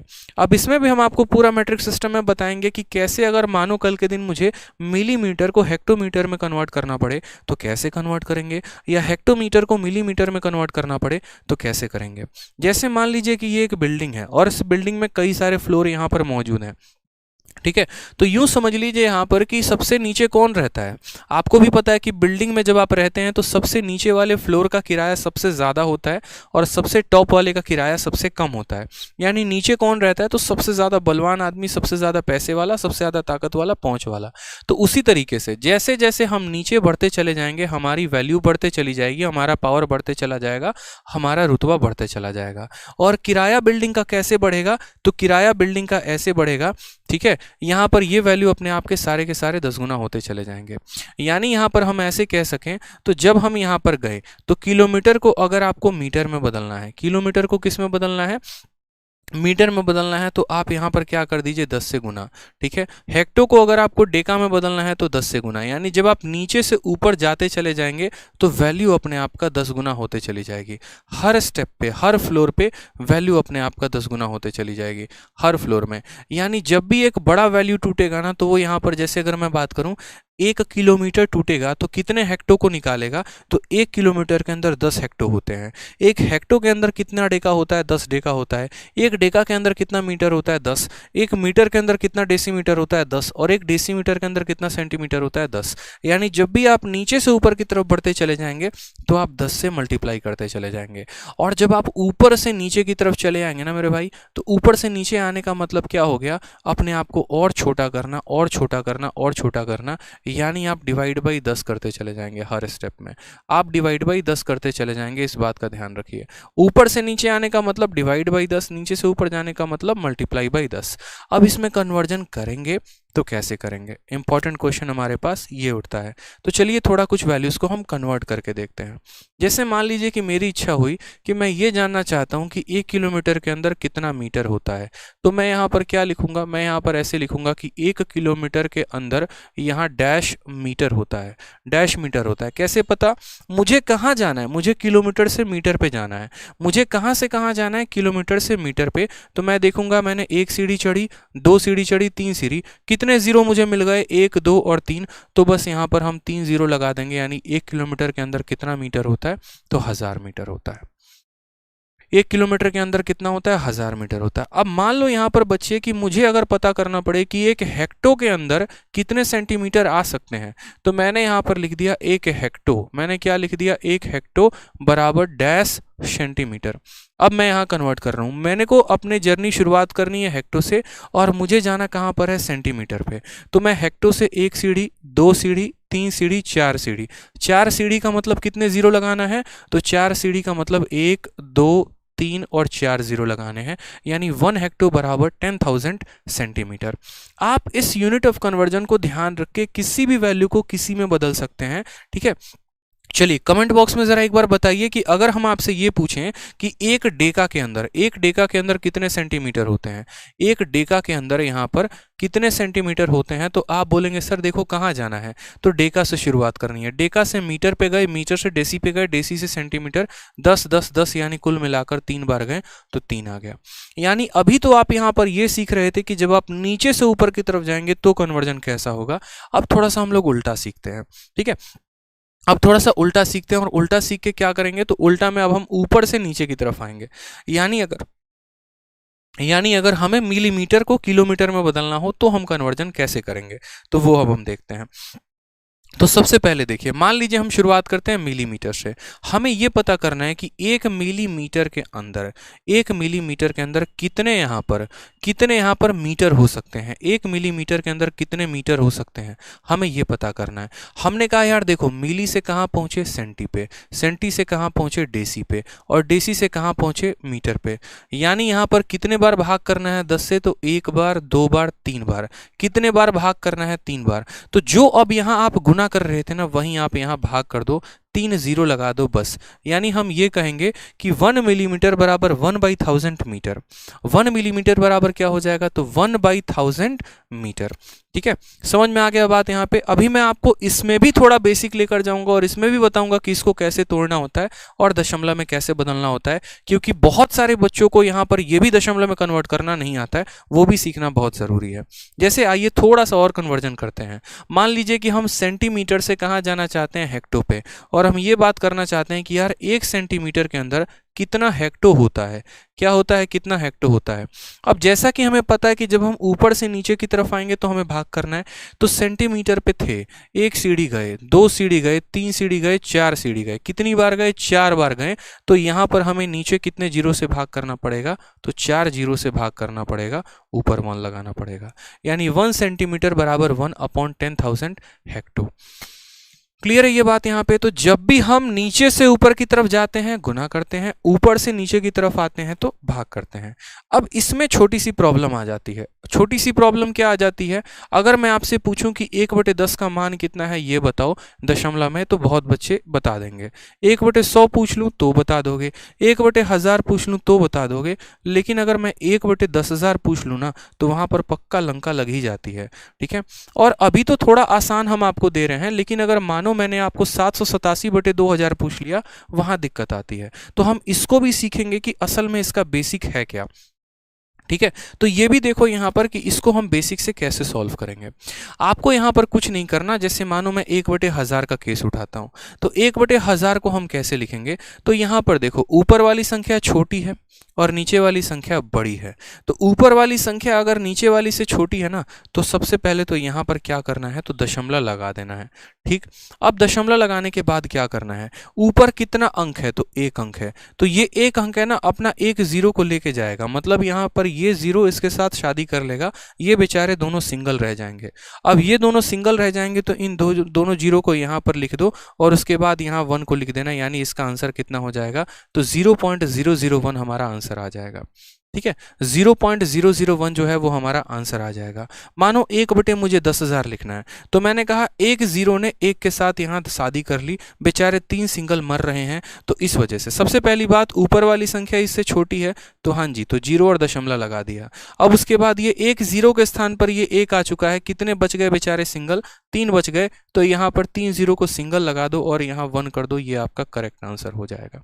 ठीक है, उसी तरीके से आप यहाँ पर देखिए 1/100 लिखना है, तो यहाँ पर सबसे पहले ऊपर वाला छोटा है तो जीरो और दशमलव लगा दिया, ये जीरो के स्थान पर ये 1 आ चुका है, बेचारा 1 जीरो सिंगल मर रहा है, तो उसको यहाँ लिख दो और 0.1 हो जाएगा। अगर हम यहाँ बात करते हैं तो देखो ऊपर वाला इसके साथ छोटा है तो जीरो और दशमलव आ जाएगा, इस 1 जीरो के स्थान पर 1 मिलेगा, यानी इसकी शादी इसी से होगी, यानी कोई सिंगल नहीं मरेगा, तो बस 0.1 हम इसको लिख सकते हैं। अब चलो हमने तो यहाँ पर इसको ऐसे लिख दिया 1/2, 1/3, 1/10, लेकिन अगर मुझे एक बात बताओ ठीक है। अगर मुझे देखो किसी को भी बैच परचेस करना है, किसी को भी बैच परचेस करना है तो आरजी विक्रमजीत एप्लीकेशन, ठीक है, मैं आपको दोबारा से बता देता हूँ, आरजी विक्रमजीत एप्लीकेशन को आप डाउनलोड करके, ठीक है, और आरजी विक्रमजीत एप्लीकेशन से जो आप हमारा बैच है वो आप ले सकते हैं। कहाँ से मिलेगा? तो ये आरजी विक्रमजीत एप्लीकेशन है आपका, यहाँ से आप इस बैच को ले सकते हैं। आप एप्लीकेशन पे गूगल स्टोर पे जाएंगे, आरजी विक्रमजीत इंस्टॉल करेंगे, यहाँ से आपको मिल जाएगा। इसके अलावा जैसे आपका इंक्वायरी नंबर है 8506003399, आप इस पर कॉल करेंगे तो आपको पूरी जानकारी मिल जाएगी। ठीक है, अब यहाँ पर हम बात करते हैं जैसे मानो और भी पॉइंट्स को लेकर कि हम यहाँ पर जो है अगर कल के दिन संख्या ऐसी दे दे, मानो 55 बटे और 55 बटे कितना दे दे, 1000 दे दे, तो हम इसको यार कैसे लिखें? अगर मानो हमारा 287 बटे यहाँ पर 4 बार 0 यहाँ लगा दे तो हम इसको कैसे लिखेंगे? या 17 बटे यहाँ पर 1 2 3 4 5 लिख दे तो हम कैसे लिखेंगे? यहाँ भी तो दिक्कत आती है। मैंने क्या कहा? बेसिक बहुत ज़रूरी है। ये छोटी छोटी बातें, मैट्रिक सिस्टम हो गया, ये छोटी छोटी बातें, फ्रैक्शंस हो गया, ये अगर एक बार ढंग से हो गया ना तो आगे तो हम बहुत रफ्तार में भाग लेंगे, उसकी लिमिट नहीं है। गाड़ी चलाने के बेसिक चीज़ें जो होती हैं अगर वो आपने सीख ली ना तो मैं बता रहा हूँ आपको 180-200 पे गाड़ी चलवा के दिखाऊंगा, वो रफ्तार आपको दिखेगी। लेकिन ये बेसिक चीज़ें पहले क्लियर कर लो, उसके बाद तो हमारे पास है ही भागना, भागेंगे पूरे फुल रफ्तार से। ठीक है, क्योंकि बीच में मानो कोई क्वेश्चन में अगर ऐसा आ जाए फिर वहां मुझे बताना पड़े तो वो समय ज़्यादा लेके जाएगा। ठीक, मैंने आपसे क्या कहा? ऊपर कितने लोग हैं? 2 लोग हैं, तो ये 5 की शादी इस 0 से हो जाएगी, ये 5 की शादी इस 0 से हो जाएगी, बात खत्म। ऊपर वाला संख्या क्या नीचे वाले से छोटा है? हाँ जी, तो छोटा है तो 0 और दशमलव आएगा। इस 5 के लिए ये 0 आ चुका है, इस 5 के लिए 0 आ चुका है, ये बेचारा 0 सिंगल मर रहा है तो 0 लिख देंगे, इस 0 के स्थान पे 5 लिख देंगे और इस 0 के स्थान पे 5 लिख देंगे, यानी ये हमारा सही तरीका हो गया। आ जाओ नेक्स्ट, यहाँ पर देखो, हमने कहा ऊपर वाला नीचे वाले से छोटा है, हाँ जी, तो 0 और दशमलव लगा देंगे। ठीक है, यहाँ पर देखो तो ऊपर 3 लोग हैं और नीचे 4 0 है, यानी 3 की तो शादी हो गई, एक सिंगल मर गया, तो यहाँ पर उसके लिए लिख दो इस 0 के स्थान पर 2, इस 0 के स्थान पर 8 और इस 0 के स्थान पर 7, यानी इसका करेक्ट तरीका ये हो गया कि इट इज इक्वल टू 0.0287। ठीक है, इट इज इक्वल टू 0.0287। जिसको आंसर आ रहा है कमेंट बॉक्स में लिखते चलो और वेरीफाई करते चलना। अब 17 को मानो इसके साथ लिखना है, क्या ऊपर वाला छोटा है नीचे वाले से? बिल्कुल जनाब, यानी 0 और पॉइंट लिख देंगे यहाँ पर। ठीक है, अब यहाँ देखो तो ऊपर वाले माले में 2 लोग हैं और नीचे वाले में यहाँ पर मानो 5 हंसती खिलती मुस्कुराती बालिकाएं हैं। अब ये बेचारे दो तो भारत के नियम के अनुसार 2 ही लोगों से शादी कर पाएंगे ना, यानी यहाँ पर कितना सिंगल मरेगा? 1 2 और 3, तो जितना सिंगल मरेगा उसको यहाँ पर लिख दो, इस 0 के जगह पर 1 आ जाएगा और इस 0 के जगह पर 7 आ जाएगा, तो इसको ऐसे कन्वर्ट करते हैं। ठीक है, समझ में आ गया बात यहाँ पे? चलिए, क्लियर हो गया ना कंसेप्ट? यहाँ पे आ जाइए। तो अब हम जो पढ़ रहे थे वो क्या पढ़ रहे थे कि हम मीटर को परसेंट में कैसे कन्वर्ट करें, हमारा क्वेश्चन यहाँ पर ये था। फिर यहाँ से हम बेसिक चलते चले गए और भी काफ़ी चीज़ों को हमने सीखा। तो हमने कहा कि देखो कन्वर्जन बेटा तुम तब कर पाओगे जब यहाँ पर आपको ये बात पता हो कि हाँ हम दोनों को सेम क्वांटिटी में लें। अगर दोनों को डिफरेंट में लिया ना तो कन्वर्ट नहीं कर सकते। तो कन्वर्ट करने के लिए क्या करना पड़ेगा? सेम क्वांटिटी, ये मीटर में है तो उसको भी मीटर में बदलो, यानी हमें किसकी तुलना करनी है? 80 मीटर की। और किसके साथ करनी है? तो हमें 5 किलोमीटर के साथ करनी है। और किस में बताना है? परसेंट में। तो कभी भी फ्रैक्शन को परसेंट में बताना हो तो क्या करते हैं? 100 से गुना करके परसेंट लगाते हैं। हमने कहा ये मीटर में और ये किलोमीटर में है, हो ही नहीं सकता, बराबर रखो तभी तो एक दूसरे को काट पाएंगे। तो बराबर कैसे रखेंगे जनाब? तो अपने मैट्रिक सिस्टम से।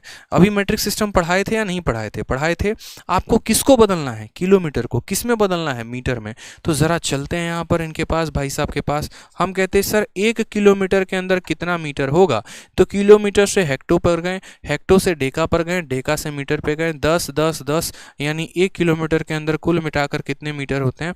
1000 मीटर होते हैं। तो हम ऐसे याद रखेंगे। ठीक है, तो चलिए हमारा जो क्वेश्चन था वो यहाँ पर हमने रख लिया। तो ऊपर वाला मीटर में है तो ऊपर वाले को 80 मीटर ऐसे रहने दो। ठीक है, फिर ये 5 किलोमीटर था तो 5 को रहने देते हैं।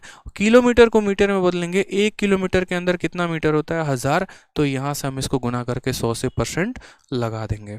ठीक है, आ जाइए। हमने यहाँ पर कहा कि सर देखो 2 0 से 2 0 खत्म, 0 से 0 खत्म, 8/5, 8/5 यहाँ पर। अब 8/5 को क्या करोगे? क्योंकि मीटर से आपका मीटर जा चुका है। अब एक और तरीका ध्यान लो, दुनिया के किसी भी संख्या के नीचे अगर 5 आता है, दुनिया के किसी भी संख्या के नीचे अगर 5 आता है ना तो उसको भाग करने का सबसे शानदार तरीका है। और उसको भाग करने का शानदार तरीका क्या है, ऊपर वाले का दोगुना कर दो। तो 8 का दोगुना कितना हो गया 16, और एक अंक के बाद यहाँ दशमलव लगा दो। ये सबसे बढ़िया तरीका होगा। जैसा कि मैंने आपसे कहा था कि क्वेश्चंस कराते वक्त ही छोटे छोटे जितने भी कैलकुलेशंस हो गए वो हम आपको बताएंगे। तो उसी तरीके से यहाँ पर अब बोलोगे सर ये कौन सा कंसेप्ट हो गया, क्या इसका यूज़ है? तो बिल्कुल बड़े बड़े जगह पर इसका यूज़ पड़ेगा। जैसे मान लो यहाँ पर मैंने कहा कि कल के दिन 1 2 4 1 3 2, इसको मुझे 5 से भाग करना है। अब जितने देर में आप 5 से भाग करोगे ना उतने देर में आप मेरा तरीका याद रख सकते हो। और तरीका हमने आपको क्या बताया कि किसी भी संख्या को 5 से भाग करना है तो पहले ऊपर वाले का दोगुना करो।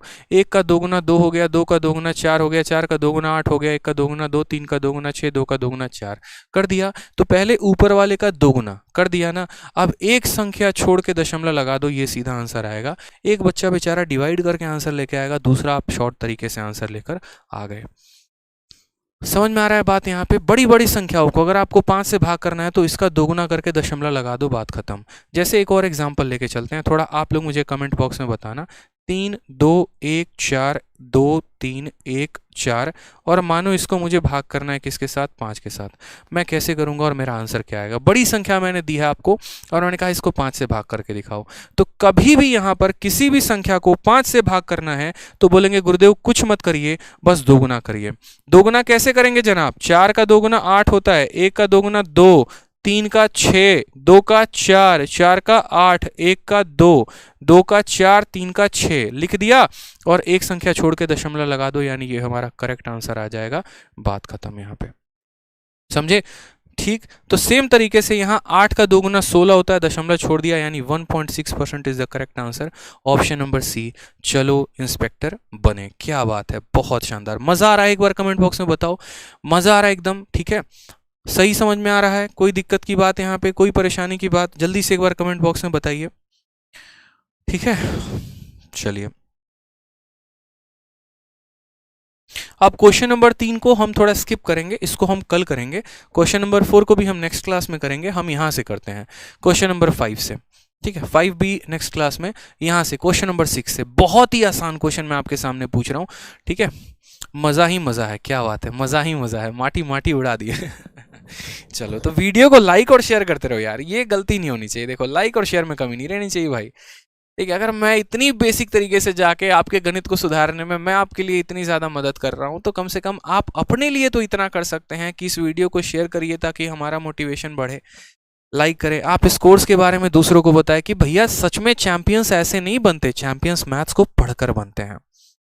ठीक है, ये जो मेरी चैंपियंस की सीरीज़ है ना, आज कई सारे चैंपियंस का हमने स्वागत किया है अपने एप्लीकेशंस पे, बहुत चैंपियंस बना दिए। फिर आज एक और चैंपियंस का पूरा बैच आया है, वो है चैंपियंस 5.0। ठीक है, और इस बैच में फिर से हम नए चैंपियंस बनाने वाले हैं। मैं हमेशा कहता हूँ कि देखो, आज बहुत सारे चैंपियंस बना चुका हूँ आज तक, और दोबारा से फिर चैंपियंस बनाऊंगा और बना के रहूंगा। आप देख लेना, आप नहीं भी बनोगे ना, आपको पकड़ पकड़ के हम चैंपियंस बनाएंगे। और गणित से मोहब्बत ना करा दिए तो फिर हम आप कहना। ठीक है, चलो बिल्कुल। आरजी विक्रमजीत एप्लीकेशन पर हमारे 2 कोर्सेज हैं। मैथ्स का लाइव बैच जिसकी फीस 899 है, और दूसरा कॉम्बो। मैं बोलूँगा कि अगर आप बैच ले रहे हो तो कॉम्बो लेना, क्यों? क्योंकि उसमें आपको 2300 रुपये में सभी के बैचेस मिल जाएंगे। Math, English, reasoning, GS complete आपको। ठीक है, बैच के बारे में भी यही बताऊँगा क्लास के बाद, आराम से देखो। एक छोटा सा सवाल सीपीओ में पूछा गया 16 मार्च 2019, और सवाल में कुछ नहीं, बस इतना ही पूछा गया कि 2.4 को परसेंट में कन्वर्ट करोगे तो कितना होगा।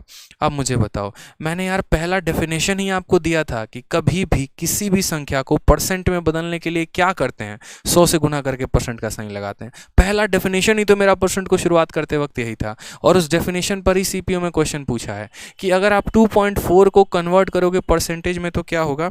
तो आप बोलोगे गुरुदेव 2.4 को परसेंट में कन्वर्ट करना है, ठीक है 2.4 को लिख दीजिए। गुना किससे करना है? परसेंट में कन्वर्ट करना है। तो करना है तो परसेंट में कन्वर्ट करने के लिए 100 से गुना लगा के प्रतिशत का साइन लगा देते हैं।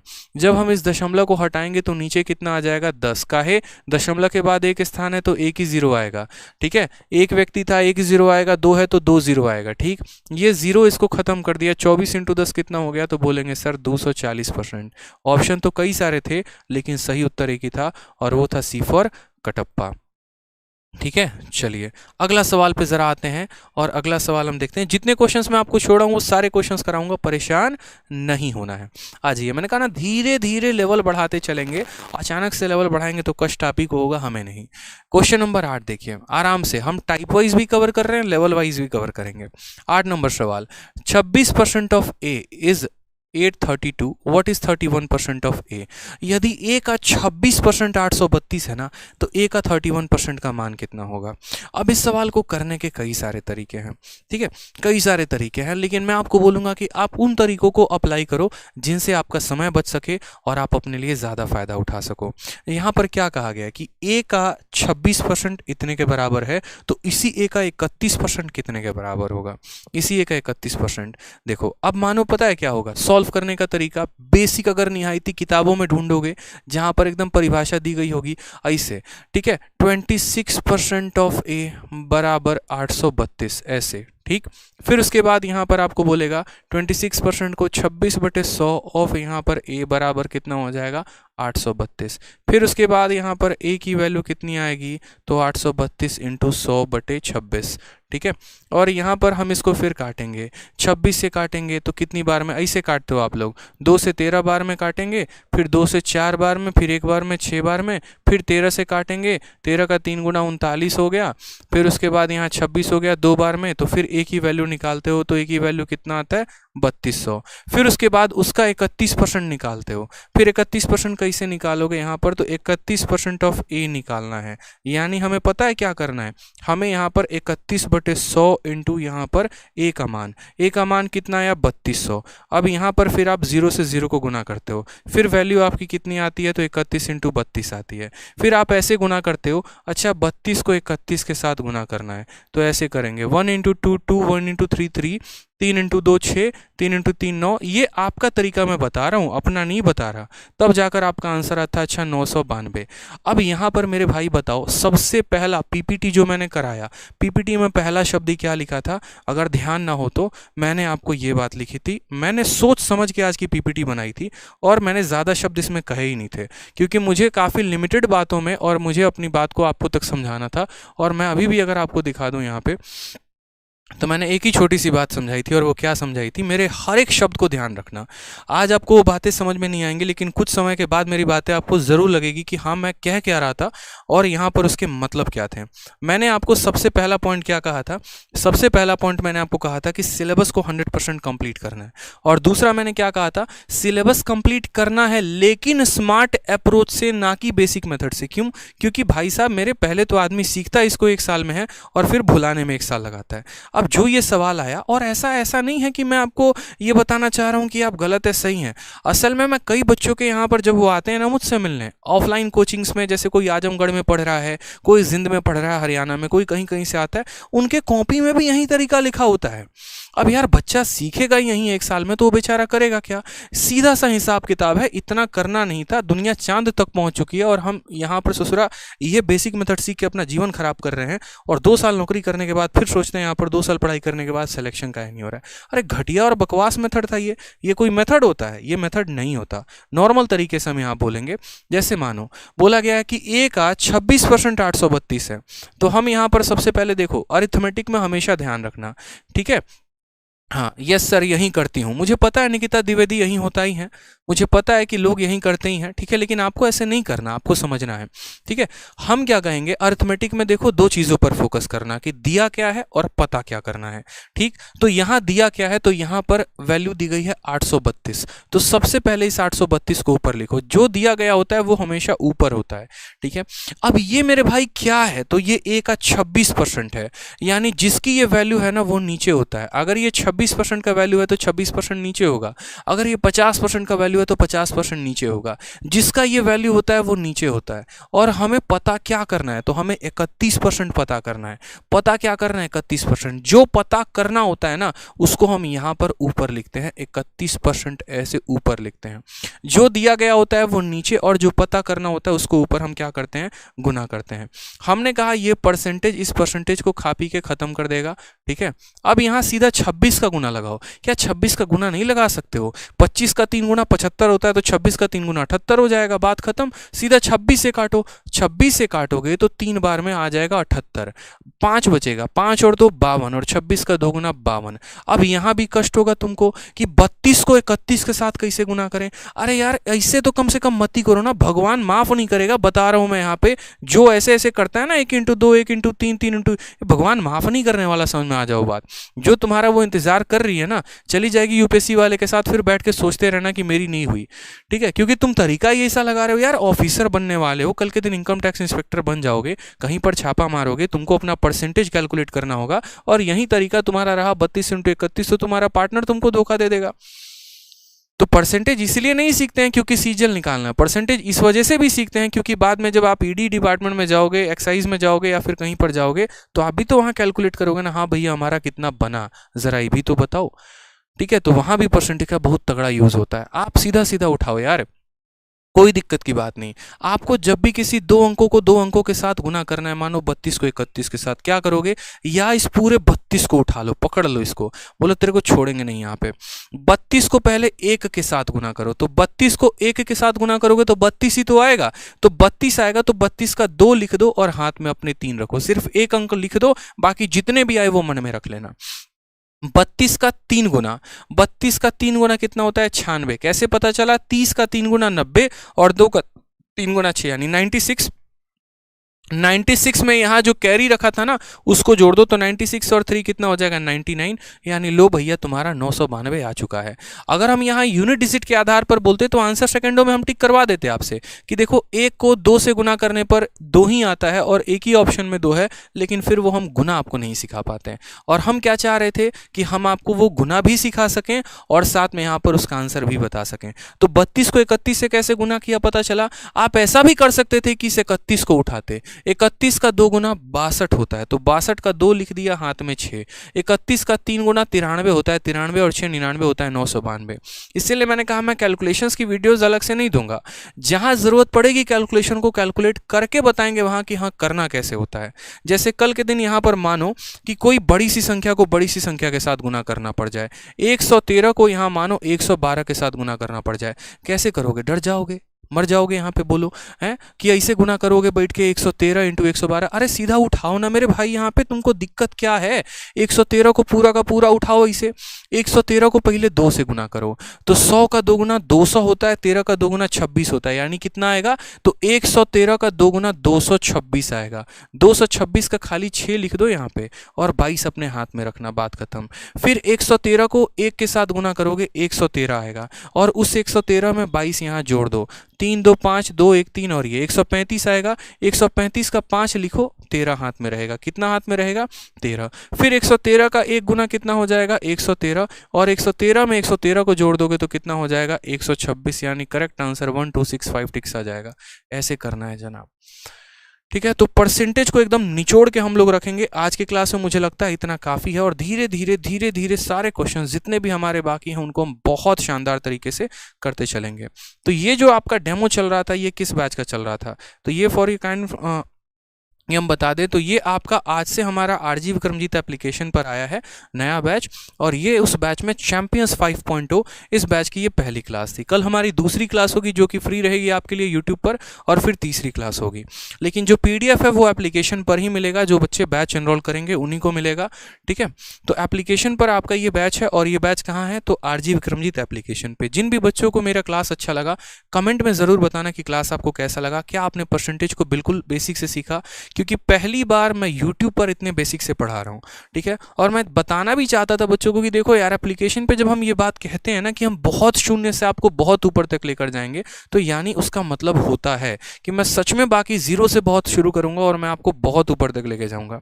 क्यों, क्योंकि यार एक फैक्ट है, कॉमन फैक्ट है कि जो बच्चा अभी ग्रेजुएट है, जो बच्चा अभी 12th पास करके आया, उसने कभी लाइफ में पढ़ा ही नहीं कि 10% 1/10 के बराबर होता है।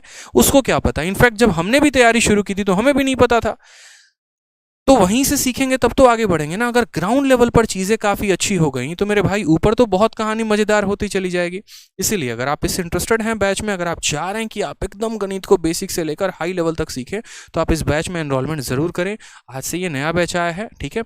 इसकी जो फीस है वो 899 है। शीट के बारे में मैं आपको कहूँगा नहीं, क्योंकि शीट आपने खुद ही देखी है, टाइप वाइज है, लेवल वाइज है, सारी क्लासेस इसकी लाइव चलेंगी, ठीक है। और कोशिश रहेगी कि आपके पेपर तक हम इसका पूरा सिलेबस कंप्लीट करा पाएँ। जो एक आधा % होगा उसमें हम आपको और भी तरीके से आगे चल के हम इसके 2-2 क्लासेस लेंगे और टाइम पर सिलेबस कंप्लीट करने की पूरी कोशिश करेंगे। फीस इसकी 899 है, बहुत कम फीस है, ठीक है, जिस तरीके का कंटेंट है उसके मामले में। रीज़न यहाँ पर यह है क्योंकि अभी मैंने आपसे कहा कि अब मैं इसके अंदर CHSL 2021 के क्वेश्चंस को ऐड करूँगा, सीजीएल के क्वेश्चंस को ऐड करूँगा, तो उनमें भी भाई साहब बहुत खर्चे आते हैं यहाँ पर, ठीक है। तो ये जो फीस है ना, ये मेरे पढ़ाने की फ़ीस नहीं है। यहाँ पर ये जो फीस आपका जो नॉर्मल खर्चा आएगा ये उसकी फ़ीस है। जैसे GST हो गए, यहाँ पर गवर्नमेंट को देना होता है, और भी जो यहाँ पर टाइपिस्ट के खर्चे और भी चीज़ें हो जाती हैं, तो वो उसकी फ़ीस है, ठीक है। आपको जब पढ़ोगे तो आपको पैसा वसूल लगेगा पूरा का पूरा। अब जैसे ये तो मैथ स्पेशल हो गया, इसी के साथ हमारा इस बार पहली बार हमारे एप्लीकेशंस पर सभी का स्पेशल आया। जैसे पहले मैथ, इंग्लिश और रीजनिंग का स्पेशल आता था 2100 में, जहां पर 600 का डिस्काउंट मिलता था। लेकिन अब आपका रीजनिंग स्पेशल 900 का अलग से है, मैथ स्पेशल 900 का है, GS स्पेशल 900 का है, और ये आपका इंग्लिश स्पेशल 900 का है। कुल मिलाकर 3600 का बैच। लेकिन वो कितना में, अगर आप कॉम्बो लोगे तो 2300 में। यानी अगर आप नेक्स्ट ईयर के लिए प्रिपेयर कर रहे हो ना, तो मेरा मानना यहाँ पर यह है कि आप कॉम्बो की तरफ मूव ऑन करो। अगर आपको सारे सब्जेक्ट पढ़ने हैं, तो अगर आपको 2 भी सब्जेक्ट पढ़ना है ना, तो 2 सब्जेक्ट के लिए 1800 दोगे, 500 एक्स्ट्रा देके आप यहाँ कॉम्बो ले सकते हो। इसमें आपको ज़्यादा बेनिफिट मिलेगा। और सारा यहाँ कहाँ मिलेगा, तो RG विक्रमजीत एप्लीकेशन पे। देखो यार, हम लोग है ना, बहुत ज़्यादा बड़ी बात है, मैं पर्टिकुलरली करने में बिलीव नहीं करता। पढ़ाओ, बच्चा का सिलेक्शन होगा, वो ज़्यादा अच्छी बात है। अभी जितने देर में मैं आपको पढ़ा रहा था, अभी मैसेज आया कि एक हमारे पास CPO में एक अच्छे स्टूडेंट है जिनका रैंक हुआ है, जिनका सिलेक्शन हुआ है, उनका मैसेज आया, और वाकई दिल गदगद हो गया। एक स्टूडेंट का आपके क्लास लेने के पहले कुछ देर पहले मैसेज आया था कि सर आज मेरी पहली बार जॉब लगी है और मुझे पहली जो है वो सैलरी मिली है, और ये सैलरी मैं आपको देना चाहता हूँ। मुझे बड़ी खुशी हुई यार वहाँ पर उस बात को जान के, ठीक है। हमने कहा कि नहीं, आप अपनी सैलरी जो है अपनी माता जी को दीजिए ताकि वो ज़्यादा खुश रहें, ठीक है। और भी एक आधा स्टूडेंट का और केस आया था जो अपने लाइफ में काफ़ी ज़्यादा डिप्रेस थे। फिर वो आए थे मुझसे मिलने, उनको हमने काफ़ी समझाया उनके जीवन के बारे में, और तब अब उनकी जाकर लाइफ जो है वो सही ट्रैक पर हुई है और एक सही तरीके से वो कामयाब बने हैं। होता है यार, लाइफ में प्रॉब्लम्स होती हैं, बट कोई बात नहीं, टैकल करेंगे ना, मिलकर टैकल करेंगे, क्या दिक्कत है। आप भी यहीं पर है, हम भी यहीं पर है, पढ़ेंगे, आसमान की ऊंचाइयों तक सहेंगे। लेकिन आज की क्लास से बस हम आपको ये बताना चाहते थे कि देखिए, अगर आप इस तरीके से ग्राउंड लेवल से अपने सिलेबस को पूरा करेंगे ना, तो मेरा दावा है कि भारत का कोई ऐसा एग्जाम ही होगा शायद जहाँ पर आपके 50 में 50 और 200 में 200 ना आए। आराम से आप स्कोर कर सकते हैं, और जिस सरकारी नौकरी पर आप हाथ रखेंगे वो नौकरी आपकी होगी। नौकरी आपको चूज़ नहीं करेगी, आप नौकरी को चूज़ करेंगे, और इसमें बहुत बड़ा फ़र्क होता है।